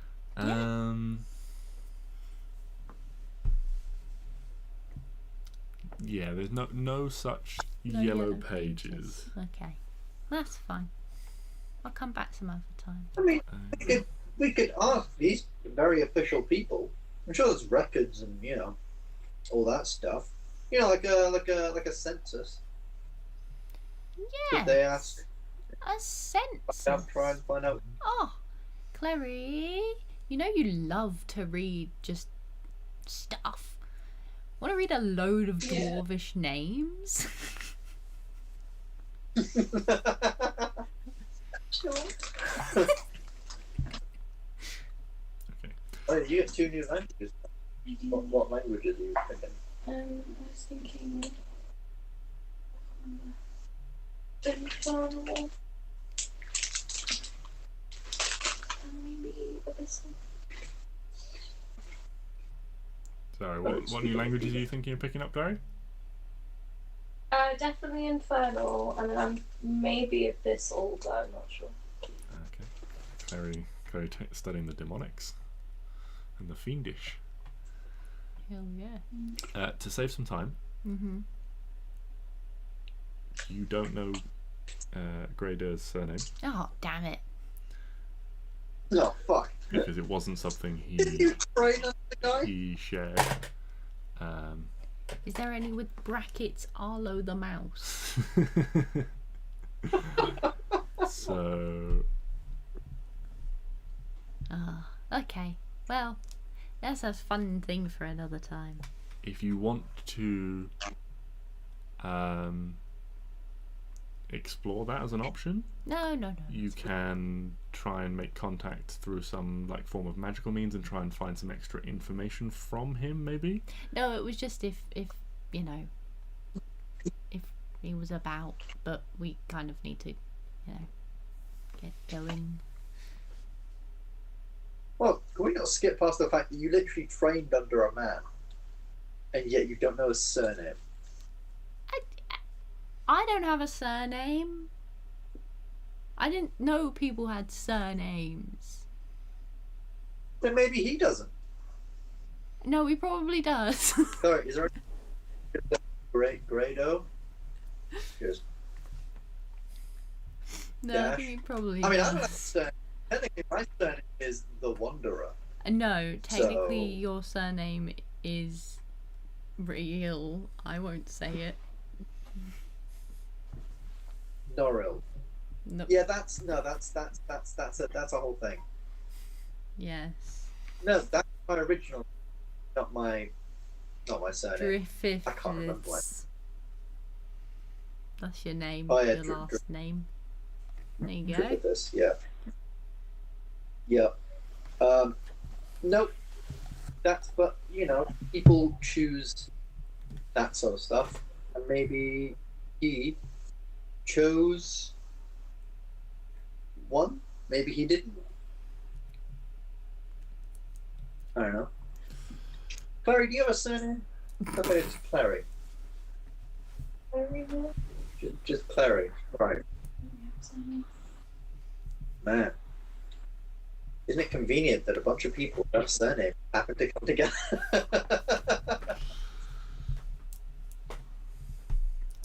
I mean, Neo had a surname. Half of us his have a was surname. Just the other This half. was Aegis. One of us had. Okay. I'm not counting my one. It's your legal surname, so. No, it's not legal, I mean, okay? probably a bit legal. Your dad is, Okay, maybe like a a- counselor. Yeah, my dad's an asshole, okay? That too, but doesn't No, negate we're not- that. Okay, we literally just lost Neo last night. I do not want to talk about my asshole dad right now. This is great. Well, This Arwen's feels- having fun. This is how Arwen deals with emotional trauma, It is. by bullying. Look, I got She just Elvis off the ceiling. I deserve this. What a yeah, because you were too tired to do it. Elvis on the ceiling. Okay. Well, if there is nothing you would like to pursue, we can just skip ahead a little bit. Mm-hmm. So Yeah, I'm happy to. I don't think there's anything. okay. So you guys have passed the time in whatever ways you enjoy, and in the evening you are in your rooms, and you hear, maybe you're all sort of gathered in one room, just having a chat, enjoying each other's company, relaxing and things like that, when there comes a knock at the door, and as you stand up, it is pushed open, and you can see a rather tired looking Lady Cathra there. You can see she's got dust on her robes and things like that, but she enters the room. It's like, well, that was not entirely successful, but it took me a while, but I did find what you were looking for. And she leads into the room. One sort of like stands back and like pushes the door open, and in trots the chestnut flanks of Stix. It's like, you said there's only one. Well, I found Is it 7? 2 horses. And then she's holding the bridle of a rather sort of like skittish looking horse. It sort of like keeps tossing its head. You see she like waves her fingers, and like the little spark sort of drifts off them, and the animal seems to calm down briefly, or sort of go a bit more docile. This one is quite spirited. He nearly kicked himself free of the wagon. I'm afraid I could not bring that back, but I assume he belongs to you as well. And you can see that there is a tall, powerfully built midnight black horse.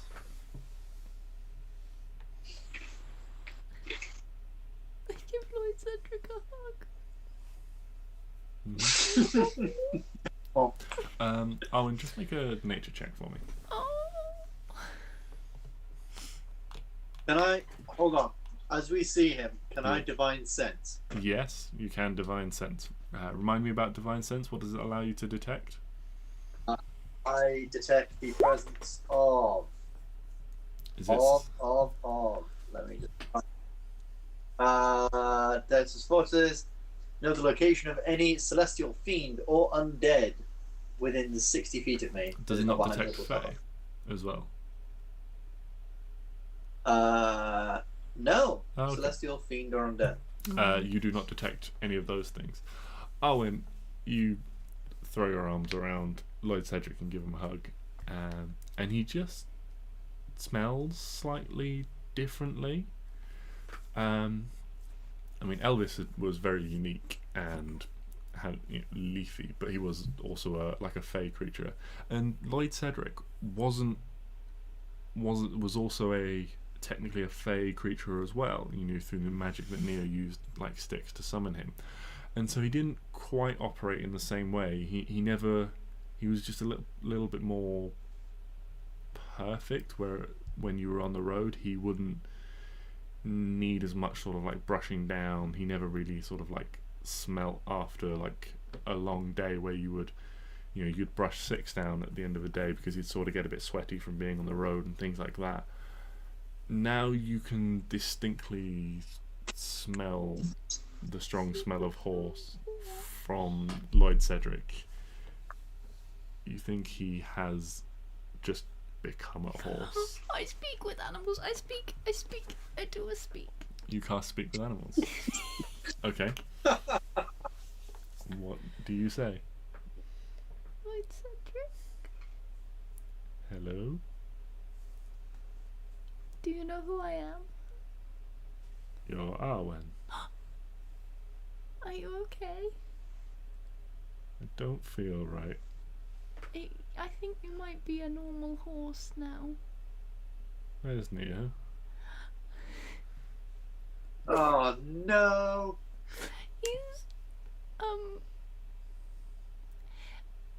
He's we're gonna try and get him back.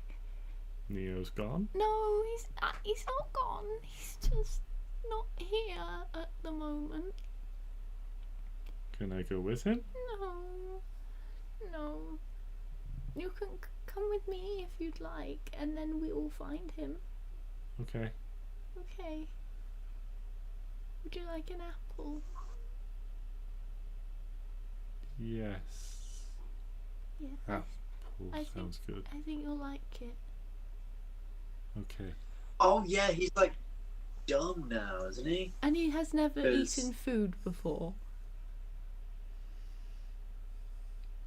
Do you produce an apple and give it to him? And he just like chomps it out of your hand. That doesn't taste the same.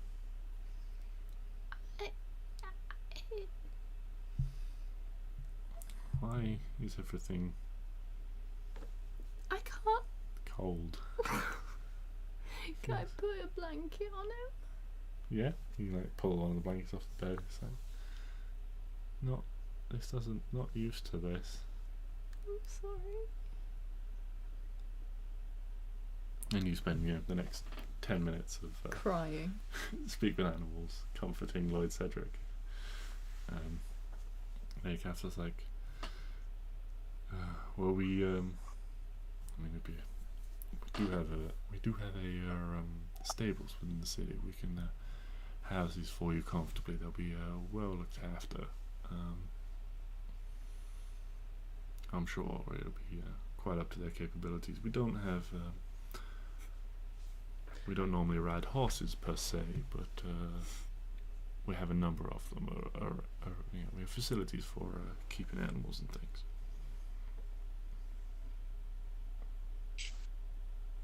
And when you wish to leave, we will return them to you.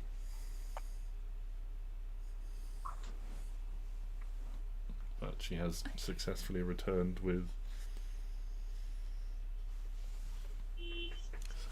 Now, if you'll excuse me, if there's nothing else you need, I've had quite a day looking for these things.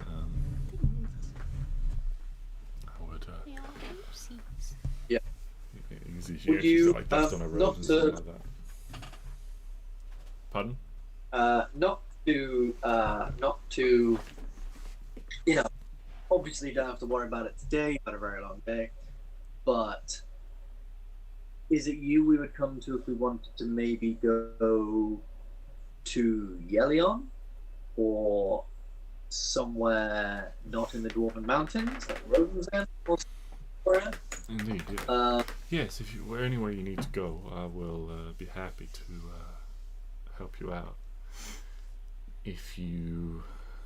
There are various ways we can travel. Again, we can try similarly to yesterday. If it's an area I'm familiar with, you can try and describe it to me with your delightful little companion Hugo. That was very helpful of you in giving him a little screech under the chin.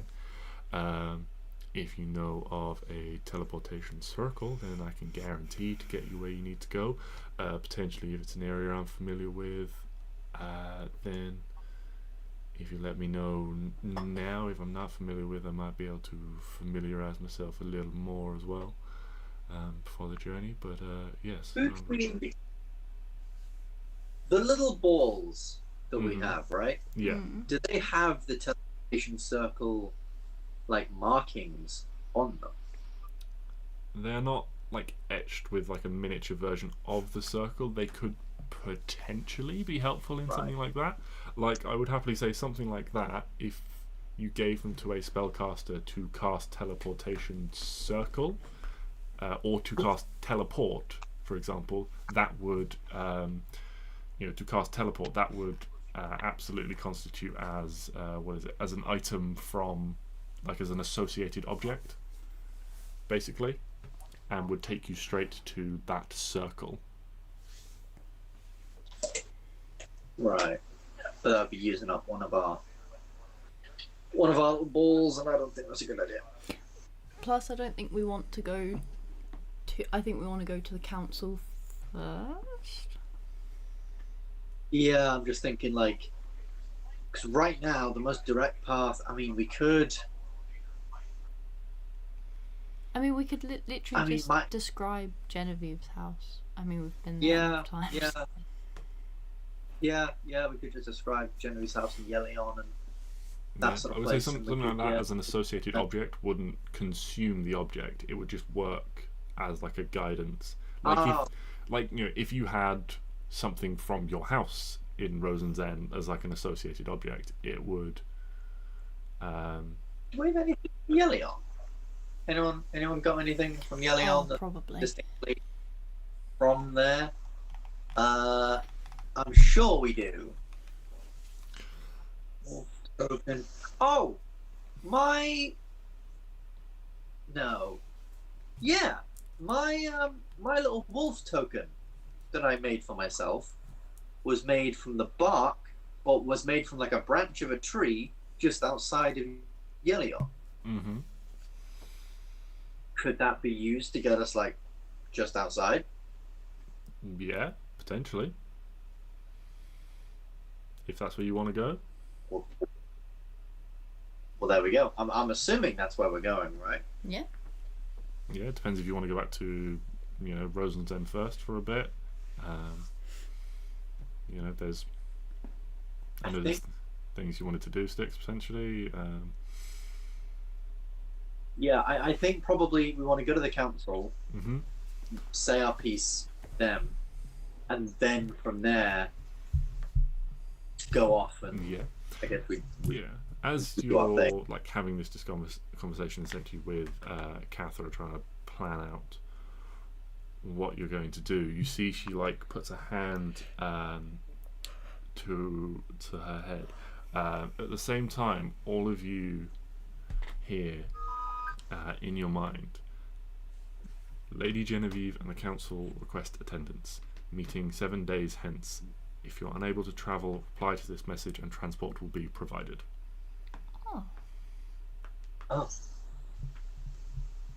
Yeah, just reply, we're unable to travel, currently in Gargenheim. Please come get us ASAP. Cheers, my guys. Cheers, bro. Yeah. A few moments later, you get a response. Just you, Stix, gets a response. King Fargrim's attendance is requested. Also, he will be instructed to aid your travel. Nice. Yeah. So we get bacon for 7 more days. Yeah. If you wish to remain in the city for another week, then absolutely. Well, I guess in 7 days' time. So because could we travel across all of Kavran in 7 days? No, probably not. Not on foot. But by flight. Still not fast enough. I bet I bet 90-foot movement speed. Well, average travel distance is 24 miles a day. For creatures that walk with 30 movement speed. Yes. If you're flying with Elvis, you will need to accommodate your companions. Also, you have 2 horses that you desired to keep with you. Even if you leave them behind, I'm going to say all of you can't fly on Elvis and have him travel at that speed for sure. I've leveled up. Yes. I'm a bird, baby. Can you now fly? Hell yeah, I can fly. This is all I've ever wanted. This is why I wanted to level up. Yeah. Fuck yes. Alright. Arwen can fly. 99% of our problems are now. It's about a approximately 300 to 400 mile journey. At, let's say, 25 miles a day, that's, let's say 300. Why are we That's flying? like a 12-day. That's like a 12-day journey as the crow flies. I'm a giant eagle, I'll have you know. Caw-caw. Not a. Oh. What do you mean no? So rude. Yes, no, I was just being an ass. Of course, we cannot fly there in 7 days. But I'll tell you what we could do. We could just sit around here eating bacon for a week. Yes, best idea ever. That is I entirely would. up to you. If that's what you want to do for a week, we will fast forward a week. You don't want to roleplay the bacon One- eating? I don't want to roleplay 7 days of bacon eating now. Go cook some bacon. Hold on.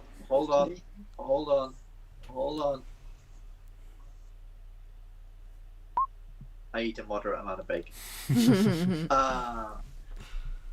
Do I go into a food coma? Yes. At the end of day 1, you go into a food coma and wake up 7 days later. Nice. One thing I want to do is I want to speak to Lady Cathra Mm-hmm. and ask her potentially about magic-y things. If she can enchant my hand axes. 'Cause at the minute they're just basic ass hand axes. Ew, basic. And having them be cooler, ting ting, Yeah. would be Cool. better. Yes. She would basically say that enchanting weapons and things is not really her area of expertise. If you were looking for something like that, then what she would say is it's not really my specialty. I deal in more direct involvement with the arcane, but if that's the sort of thing you're looking for, then you should go and speak to Stumps. He'd be happy to sort you out, no problem. Then I will go and speak to Stump. Mm-hmm. So, yeah, she'll lead you through various corridors and things like that, and they get a little bit more sort of like tighter and less ornate as you travel to a different part of the city. As you're walking down the corridor, there's a muffled sort of boom and a little bit of dust fall from the ceiling, and you see she just sort of rubs her eyes like, Stumps is a little bit unorthodox, I believe my brother-in-law would have said. Yeah, just don't touch anything that he doesn't tell you is okay to touch in there, and you should be fine.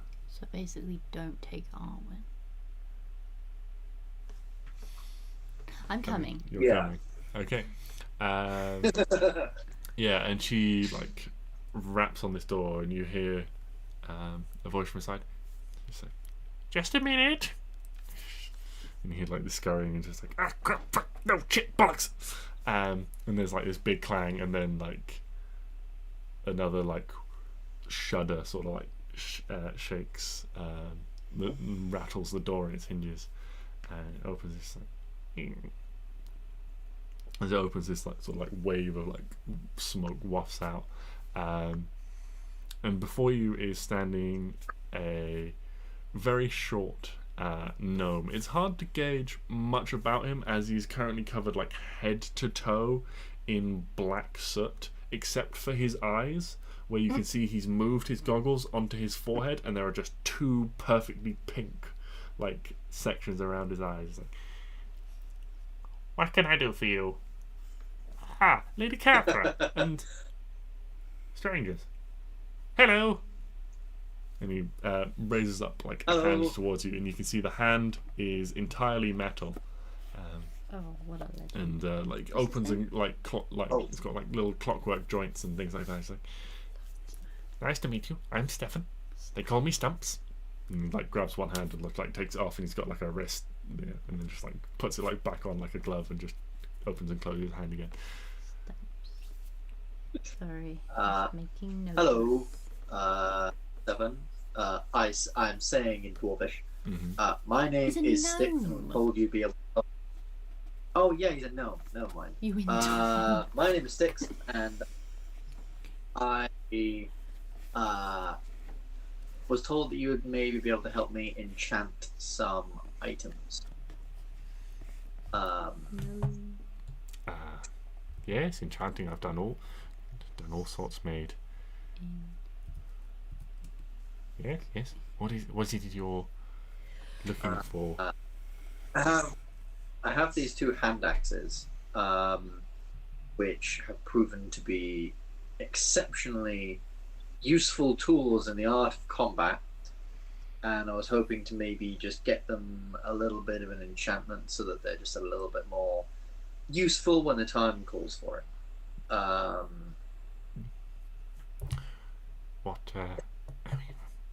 Well, that's a bit.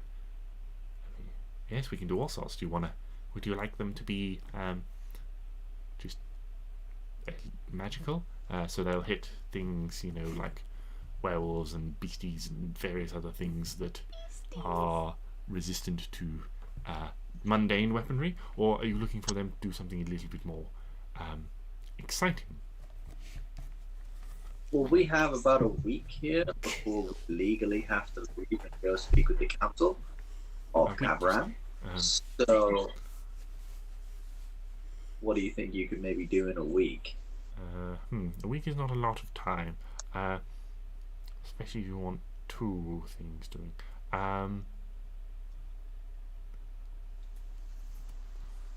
It's like a basic enchantment of helping me hit. Probably do something. I mean, alternatively, you could.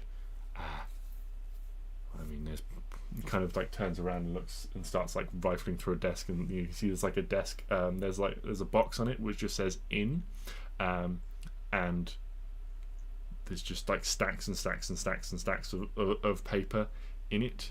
And it's just like spilling over and like all over the desk, and he starts like picking up bits of paper. I'm sure one of these is probably an inventory. I've no idea.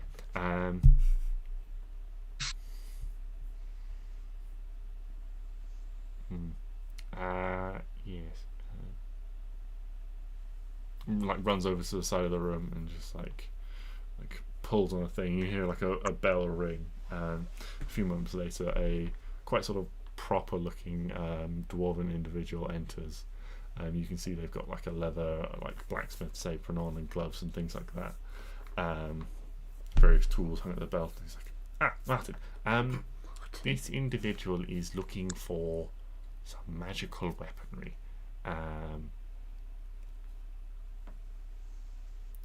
Could you find a list of what we've got potentially for sale?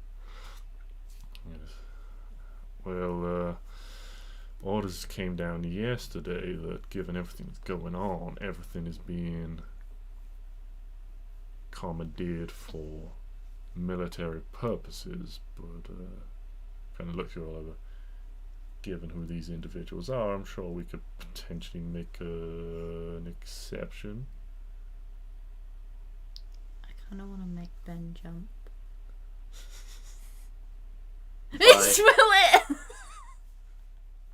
I didn't spill anything. You did! Nope.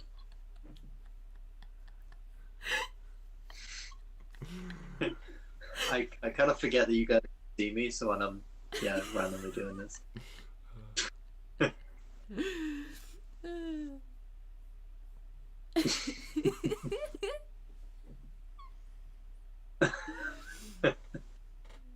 I didn't even realize I was doing that. One of those absent-minded things that you do.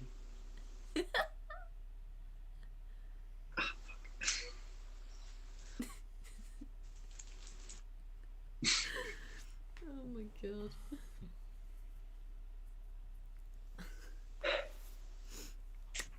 We are very weaponry people. Don't you worry, sir. Yeah. Well, with let's say most stuff like that is custom orders. We've got a few pieces on hand that are enchanted. If you're set on your current ones and you like them, then we could probably get that enchanted within a week with a basic enchantment. The two. Yeah, that would. The two we do have. We have one. This one is kind of used for avoiding things. Allows you to cast a spell darkness, send it on the axe itself, twice per day.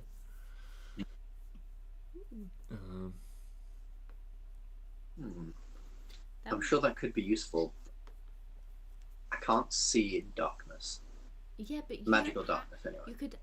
You could cast it, hand it to Clary, and then she could just crawl up some walls and stuff and fly. But she also can't see in magical darkness. Yeah, None of magical us can see in magic darkness. To just darkness. It defies dark vision. Well, this is a stupid spell. I mean, I'm sure it'd be useful if you know you had like true sight or something and you could see through illusions, but I don't think I do. No, I don't. No, I'll tell you what. I've also grown have quite one attached. that it's a little bit darker. It was a little bit of an experiment of a blood mage who was interested in it and then decided they did not like the results, and so chose not to purchase after the work was done.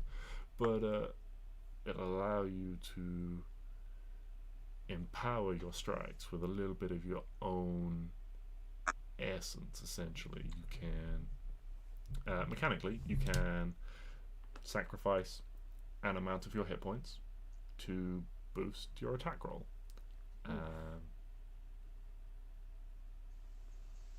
There is a slight chance that whenever you do it, it will permanently reduce your maximum HP.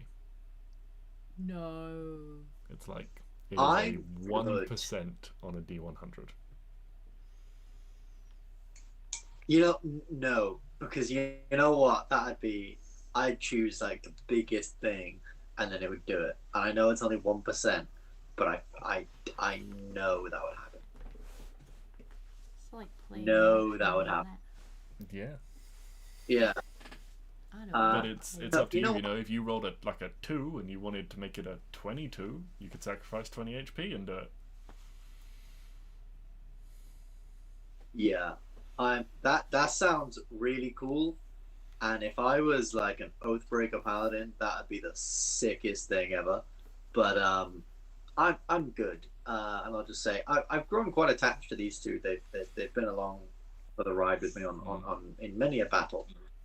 So just getting these two enchanted within the week would be with a basic enchantment would be more than acceptable. Okay. Yeah. Stefan's like, yeah. Well, I better get on him. I've got that to be doing.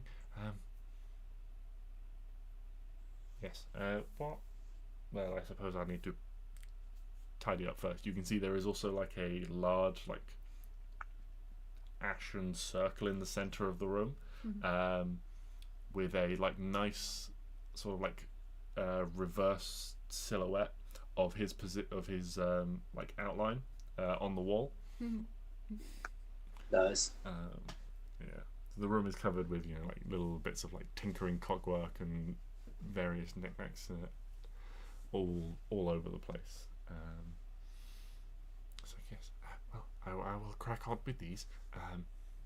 Yes.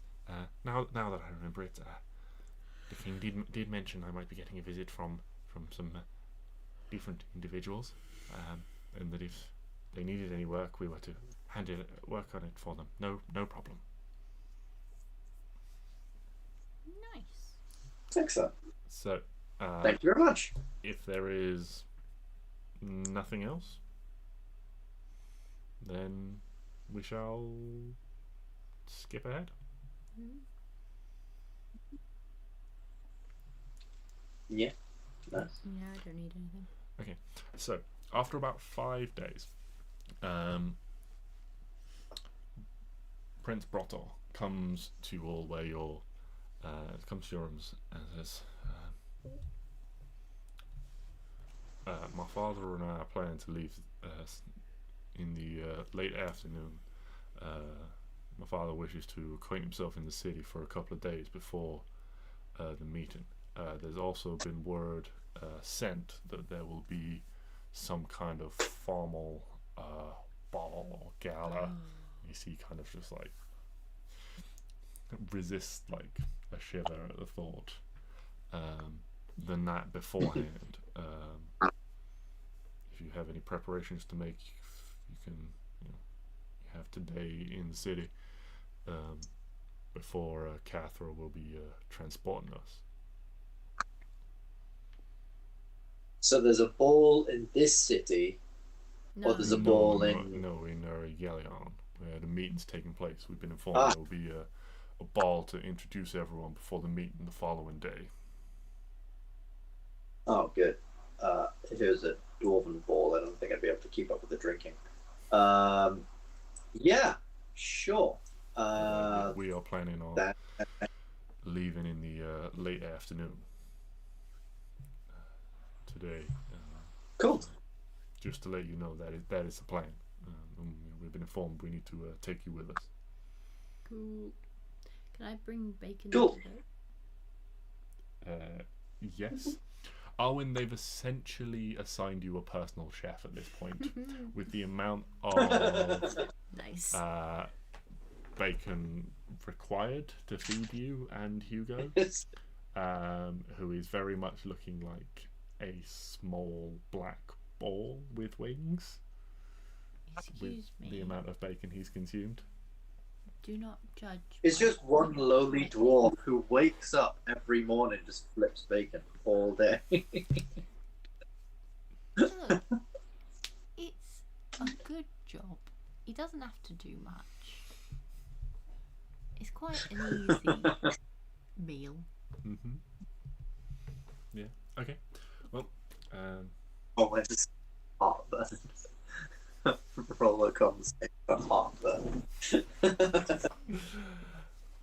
So, I love things that burn. would any of you like to wrap up anything in the city, or are you all happy to move on to Galeon? Wrap up my sandwich. No, think I'm good. Mm-hmm. Think over the weeks it's been sad. Yeah. Sad. No. Well, I'm good. Cool. Okay. So, in the late afternoon, you are all summoned again through the section of the city you're familiar with as part of the king's residence, to the same chamber where you arrived, where the teleportation circle is. Brotor is there, King Fargrim is there, Cathra is there,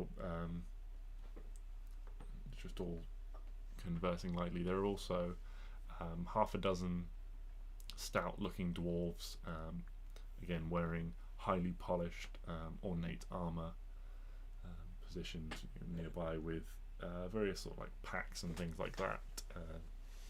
You suspect some kind of just basic Kingsguard traveling. But yeah, at your arrival, they all look up and greet you warmly. Cathra takes out chalk and begins to scribe over the floor onto the teleportation circle in short order, it all glows, and you all take your places and step through, and you all disappear once more, traversing this root-like structure of rainbow lights once more, all the way across the country, before arriving in a large wooden framed building.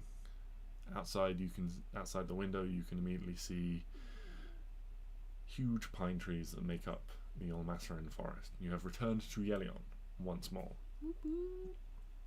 Oh! A elven individual steps forwards and says,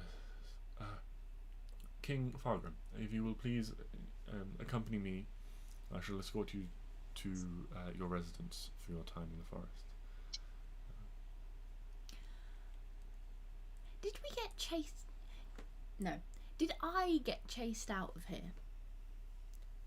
No. Yeah. You were chased around a bit by some guards, Oh, okay. but you that's weren't fine. chased Oh, out yeah, of the city. Okay, good. I was just You didn't making... flee the city. You did Okay. upset a small portion of the guards. Yeah, I did. I remember that. I was just making sure I didn't have... You're not a wanted criminal. Yeah, that's why. Yeah, cool. Okay, good. If anything, we're heroes. We killed a dragon here. Yeah. Well, I mean, you guys did. I was kind of Dead? ill. Oh, yeah, no, you're ill. Yeah. No, You're in the yeah, forest. I was very, very ill. So you guys are ushered out by servants and things like that, and outside of this teleportation room you recognise the halls of the main council building, but you quickly spot a familiar face. Yeah. Who? You see standing there in a elegant but simple green dress. You can see the familiar blonde hair cascading down her back of Lady Genevieve Blackmire. Yeah. Who greets you all with a smile and says, I don't know how long it's been, but it feels like a while. Feels like months, even though it's only been I think a few short weeks. That's been more than a few weeks. A pleasure. It's so good to see you all again. I would like to jump on her and give her a hug. This is how normal. I'm pretty people sure it's been about, act, right? because we travelled. Yeah, it's been about a month because we spent some time in Rosenzen and then we walked all the way to the desert, which took, like ages. And then we were there for a week. So it's been about a month. Ages in Rosenzen, though. We did. Have a house. There's Do you know how long that paper? Yeah, we did. We did. Yeah, because there was the festival that went on for about like 5 days, and then we stayed beyond that, and then mystery. Yeah, we did loads of shit. We've glammed up since we last seen Lady Genevieve. Hi Genevieve, how are you? Probably only gone up one how's level, though. It's about it's about 4 weeks since you were in Rosenzen at this point. Yeah, about a month. Oh, it's Hi. so lovely to see you all. Don't say it. Where's Neo? Okay. What happened? Yeah, Okay. no, don't. You said it. Yeah, that is a touchy subject, which we will fill you in on. Are we? What? I'm assuming there's lots of people now. Pardon? I'm assuming there's lots of people around right now.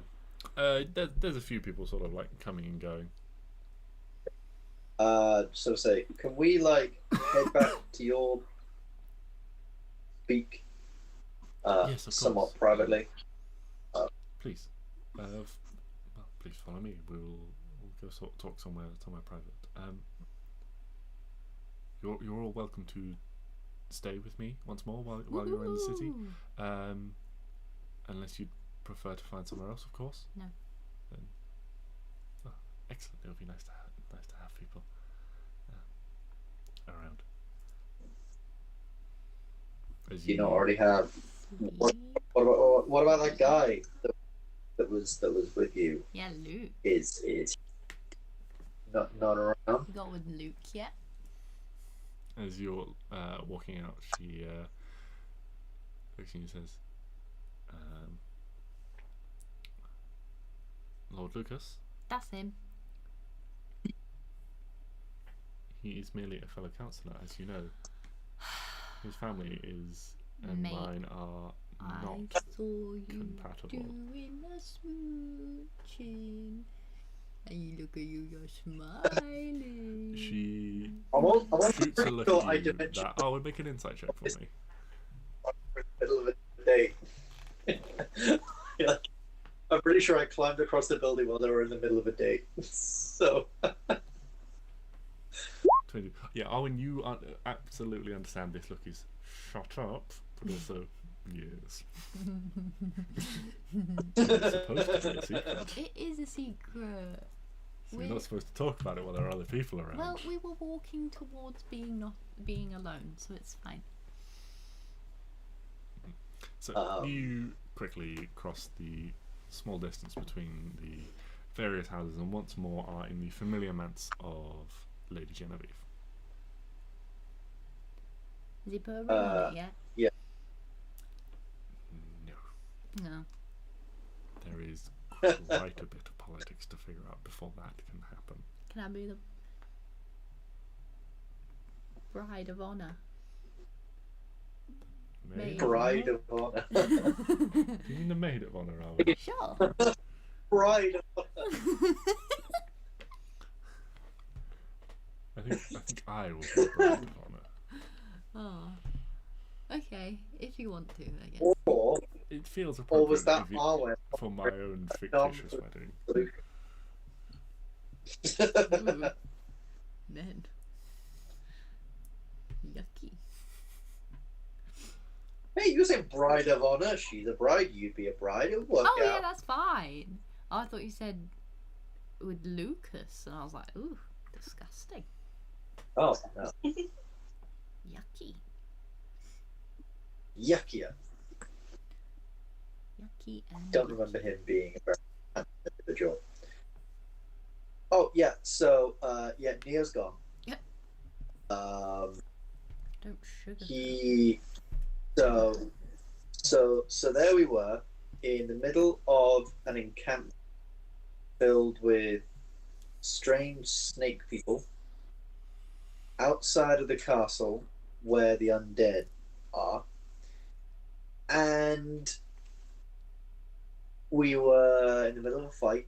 We were trying to rescue, scouts and things, and suddenly the big bad guy, Balsam, one who walks in the shadow, whatever you want to call it, shows up, and he shook hands. Well, he just went up to Neo and placed a hand on him, and he basically transformed Neo into some demon guy, and he basically took over Neo. And now his soul is inside this body, but Neo's soul is also inside there as well, and we need to get him back. And more importantly, Lloyd Cedric is really lost, and we really can't have that anymore. It's mentally quite emotionally draining on me. Oh yeah, you also have two horses accompanying you at this point. Yes, yes we do. They're not in the house. No, that's Outside. a servant would have taken They're them. grazing on the grass. Yeah, They forgot to mow the lawn. eating the roses. Yeah. Because Stix is eating the roses. Lloyd Cedric's looking like, oh no, Bruh. I don't think so.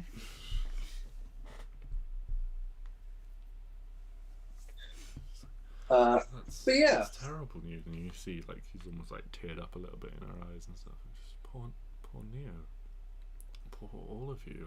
No. I mean, I know a little bit Yeah. about what you've been up to via the reports and things like that. council is putting together some sort of plan, but there is a larger summit is being organised. People have kings and queens have been summoned to attend, so that they all can be aware of the situation and we can all act accordingly. A meeting on this scale has been has not happened for quite some time. It has been so long since there was an issue that affected the whole of Kavran, each and every nation as a collective, as opposed to one nation's disagreement with another. Oh my god, are we going to unite the entire country? We're so powerful. I'm assuming that may be something we need to do. Although I think most of the country is pretty much united anyway. I mean, you're with the humans, and the elves are already here, and dwarven guys just shown up. So yeah, I reckon most people are already on board. We've got the armies of the dwarves and the elves and the humans. In 3 armies versus 2. Pretty good odds.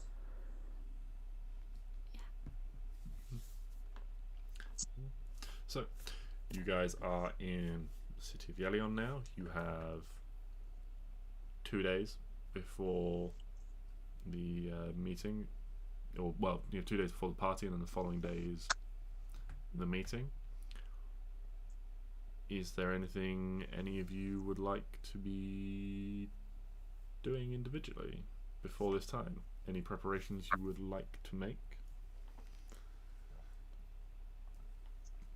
Any items, clothing you'd like to acquire? Any? Well, there's like a ball, isn't there? Yes, this has been described as a formal ball to you all. So, I mean, I guess. Do we go clothes shopping? Hell yeah. I mean, I don't think we can carry a ball like this. Oh, we absolutely do. I'm getting a tiny top hat. All for right. Hugo. Shopping montage. Oh my god. Oh my god. Yeah, I'm down for it. We're going shopping. Okay. This is so exciting. If you mention this, Lady Jennifer will say, yes, that sounds like an excellent idea. I don't think I've ever seen any of you not immediately ready for battle. See, if we had a sleepover, you'd see me in my gym jams. I really love the idea that this entire time Arwen has had gym jams. Hell yeah. She's just waiting for the day I have a sleepover. No one will have a sleepover with me. This is Arwen's quest. I don't know if you've all noticed it. I mean, what is it? Does it not count as a sleepover when every night you're out with your friends in the wilderness, sleeping together around the campfire? No, that's camping. It's not a sleepover camping. It's not a sleepover. Yeah. Well, Lady Genevieve will take you all shopping. Oh my god, I'm so excited. At which point, I'll hand it over to you guys to describe what it is you are looking for in an outfit and what you will look like when you shall attend this ball. Oh. Who would like to go first? You. Any volunteers? Or you could roll for it.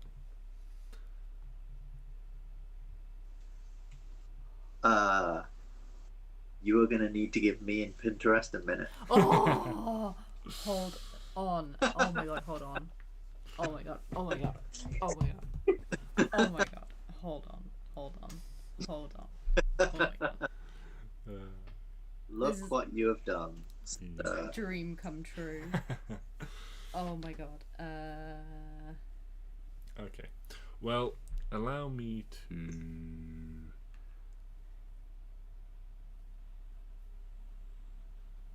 try and stall for time then. In some way. Tell me a story, Genevieve. Tell me about your escapades with your boyfriend. Well, as you know, I travelled to Rosensen to see if I could employ someone to search for you guys, and it was a remarkable relief when you just turned up again.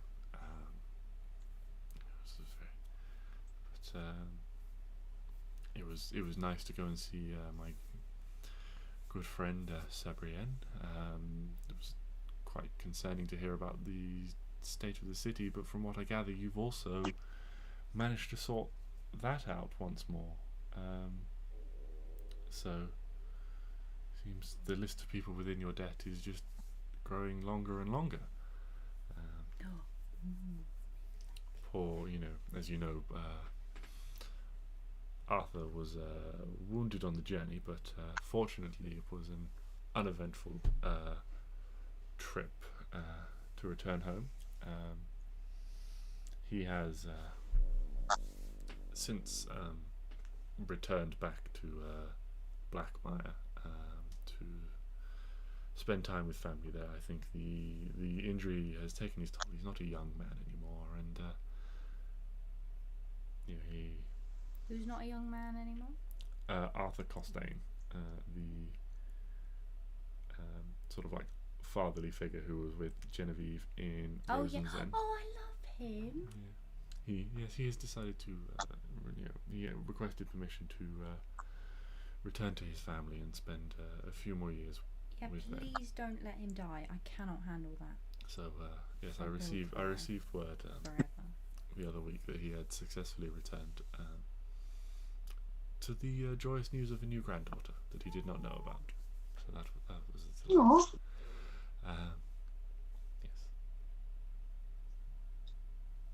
Ooh, that's not what I Lovely. typed.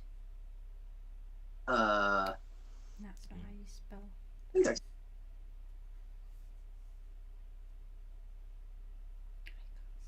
Yeah, I think I kind of have an idea. Mm-hmm. Yeah, I think so Stix is gonna wear. I don't know if you can kind of see it on there. Yeah. Basically, like a fancy like jacket, Yeah. but try and get sort of like lots of druidic, naturey, leafy. Yeah, the elves are very much that way inclined, so it would not be difficult to find something along the lines. Cool. So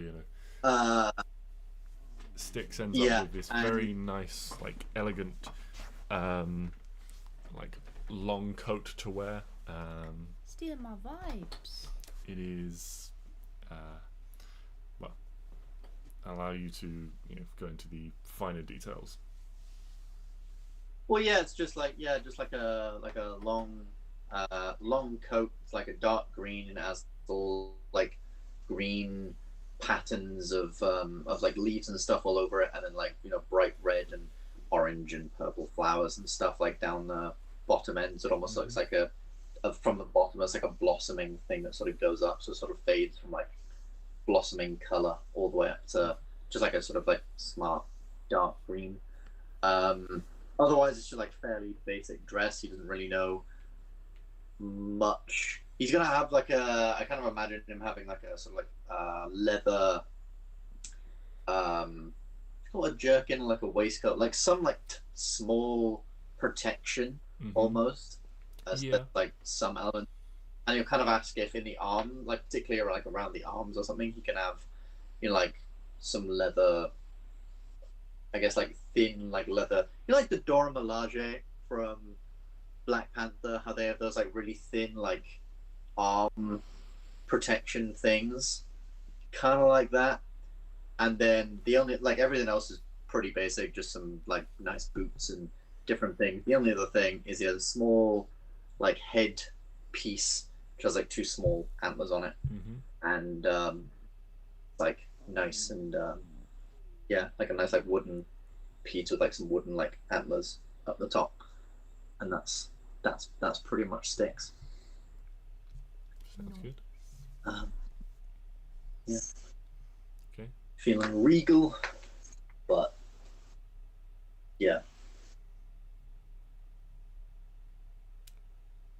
pretty happy. Yeah. Okay. Arwen or Klari, who would like to go next? I will go next. Have you got some? I've got something. Yeah. I do too, so I don't mind. You can go first. You can go first. No, it's fine. You go first. You go first. You should. Yeah, you go first. She doesn't know what level. I don't want to go too fancy. Clary's got like, oh god, where's the camera? That side. That way. Like a neither red and gold dress, but she'd have her like usual black top on underneath. It's like a turtleneck, so it's like a higher neck. That's cool. Yeah, red and gold. Yeah, you can easily get your hands on it's elegant. This is slightly more Genevieve is very enthusiastic when it comes to Klari wanting a traditional dress after dealing with Arwen like trying to. She's very much encouraging Arwen towards dresses while all the time spending time with Klari talking about the various different things. But after a little bit of time, she just gives up on trying to get Arwen into a dress, accepting it's not going to happen. Absolutely. Funnily, me and Klari are basically matching, except I'm wearing a beautiful 3-piece suit. Nice long, my statement long coat, but in red, obviously, with gold like swirly whirlies. What? Can you? Like all the embroidery, all swirly whirly, and so like all the spiral edging, embroidered patterns and stuff. Gold, yeah, and then like lots of gold thread. Yeah, exactly. Very And then like gaudy. at the bottom of the coat, there's like embroidered like flames. And, Oh yeah, very very nice. really cool like that. You Can I share your picture? you look like such a I've described it. in the middle of a forest. You look like such a hazard in the middle of a forest. Hell yeah, I do. Just this girl dressed like a walking flame in the middle of a massive forest. I fucking love it. Hell yeah. Arwen's it's fire hazard. Good. As I should. And then Hugo I love obviously it. has a little top hat on. Aw. I'm getting a little custom Fuck yeah. custom top hat made of like stiff velvet. Does it match your? It's like black a little with, red top hat. with gold. It's got like a little like how some top hats have like a ribbon around them. It's got like a very tiny little like red thread around it to offset it. So cute. So you're so Tell you what, I think- three of you are like black and red, and then Stix is just green. I think if Stix can see them like with their like gold thing, I'd maybe ask if like some of the stems of like some of the flowers and stuff can be like gold down the bottom, so it's still got some of that matching. Yeah. Would thing. Stix But yeah, stick I'm an with elf. green, or would you go for like a more autumnal theme and sort of go for like reds and like russets, oranges and stuff to bring you all together, or would you stick with the green? I think realizing they're doing that, I think here's what he'll do. He'll have basically what I described, except it's not like lots of different colors at the bottom. It's like red flowers, like bright red flowers that sort of go up in like a sort of like blossom. Red flowers like golden stem and stuff that like go up, and slowly that sort of fades out into just a green like top. Love it. Is yeah, Beautiful. and Stix is feeling fly as fuck. Hell If yeah. it's nice, Clary feels awkward in a dress. She doesn't really know. Like, she doesn't usually wear them, but she also feels pretty. But she also feels like she needs to be elegant. But the only thing she knows is like being quiet and gentle. So she's just being even quieter and sneakier than usual. Oh yeah, you know, But she doesn't know how to be like fancy at parties. So she's just being really like quiet as she moves. You know Stix how... takes off his armor and you can prints and the buckles of everything. She doesn't take that shit off for ages. You know how like primary Sorry. school like girls hold hands and then jump around in a circle at a school disco? Yeah. Yeah, that's me and Klari at this ball. Yeah, definitely. I'm like, it's fine, Klari. Let's go.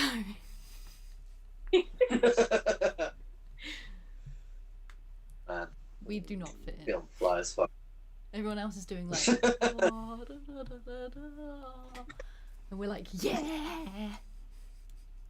I feel like our whole group wouldn't really fit in. We just sort of like appear all looking really out of place and awkward and half expecting to fight somebody. But Clary's still got like daggers hidden under her dress. Oh yes.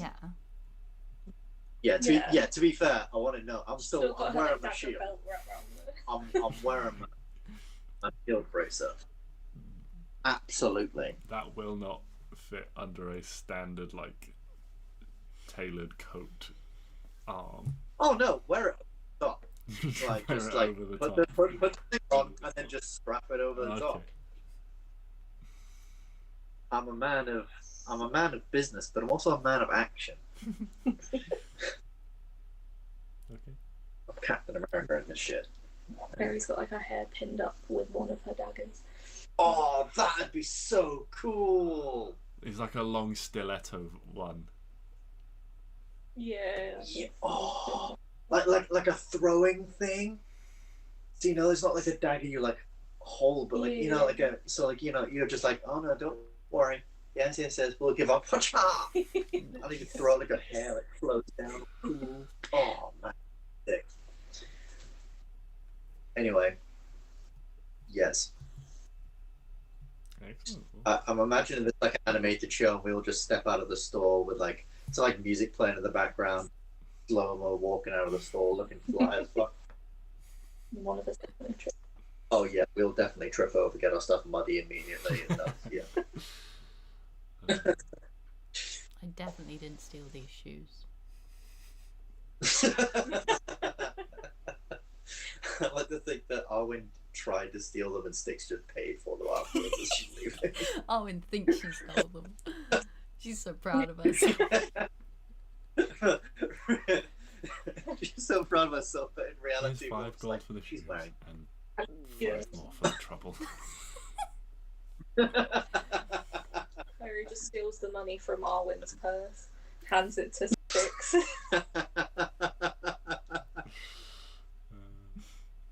What I don't know can't hurt me. What? Hugo comes up with like a gold piece in his teeth. He has learned about commerce and trade. Oh, I love it. It's also from your money, by the way. No, he has his own little pouch. Yeah, but he's taking it from yours. Fine. He's also a dragon starting his horde. Yeah, He's not going to pay with his money if he can help it. I know. As you take it out of his mouth, half of it's melted inside his mouth. He's such a sweet boy. I love him so much. I know you do.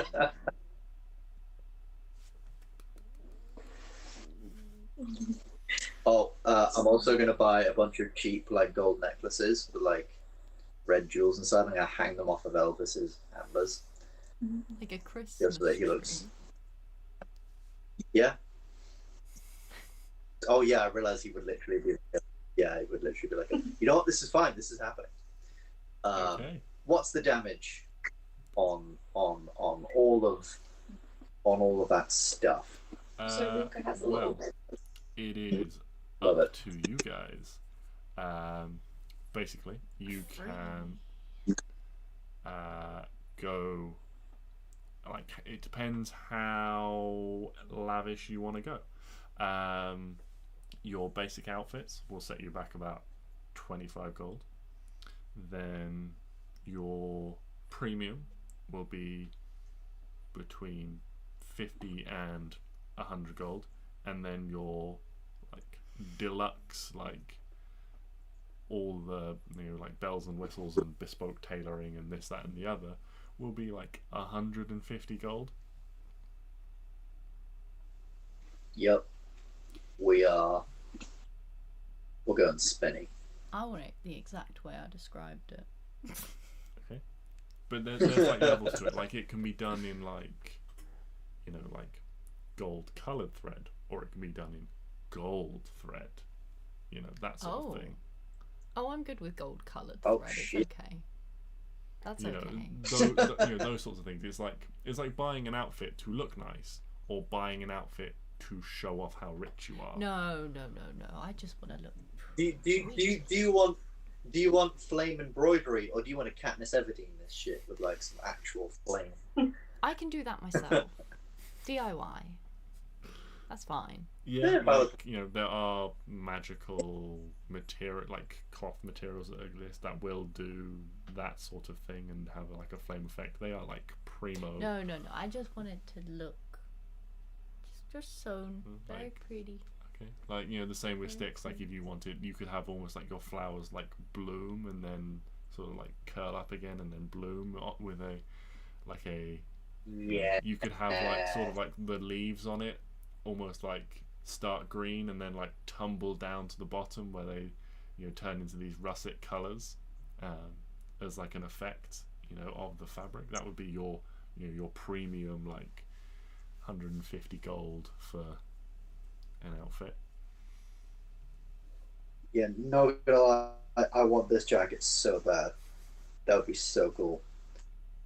Yes, I'm absolutely getting that. Okay, so Arwen, you're being like modest with yours. Yeah. So you're probably like in the like 25 gold region. Stix is going all out, it sounds like, so he's like the 150 gold mark. Where's Klari pitching herself? Klari sounds So like it. sort of reasonably understated. Like simple and elegant would be what sort of springs to mind for Klari. But if you're looking to go more out, if there's anything sort of illusory that you wanted to add or include, you can go more in the region of Stix. No, you're right. Simple, looks pretty, but yeah, isn't like really expensive or Yeah, bold. so Clary's going for the simple yet elegant aesthetic. That would probably be your. It's up. I mean, there are ways of going about it. You can decide. Do you want to go for the like 25, or do you want to go more for like the 75?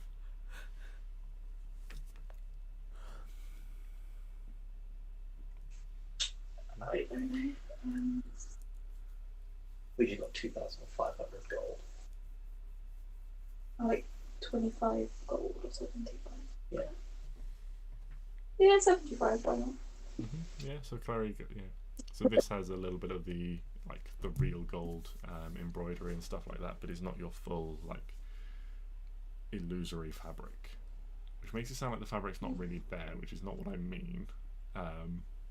This is not an emperor's new clothes situation. Oh my. Yeah, but not the full like enchanted fabrics would be a better way of saying it. But yes, and you all look smashing, Hell yeah. and you shall go to the ball. But yeah. Oh, yes. Down for it. So, nice. with that in mind, with the shopping done, I think we will skip forward 2 more days until the ball itself and pick things up next time with you guys arriving at the ball. Nice. Nice. Looking forward to it. Bit of a ball. It's gonna be a ball, guys. On a side note, I actually looked up that jacket that I showed. Have a guess how much that would cost.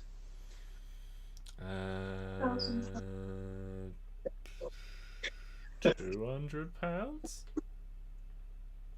Higher than 200. 395. 500. Higher and higher. 600. Higher. 856. That was incredibly close. 865. Oh my god. Fancy clothes are expensive. Yeah. Fancy clothes.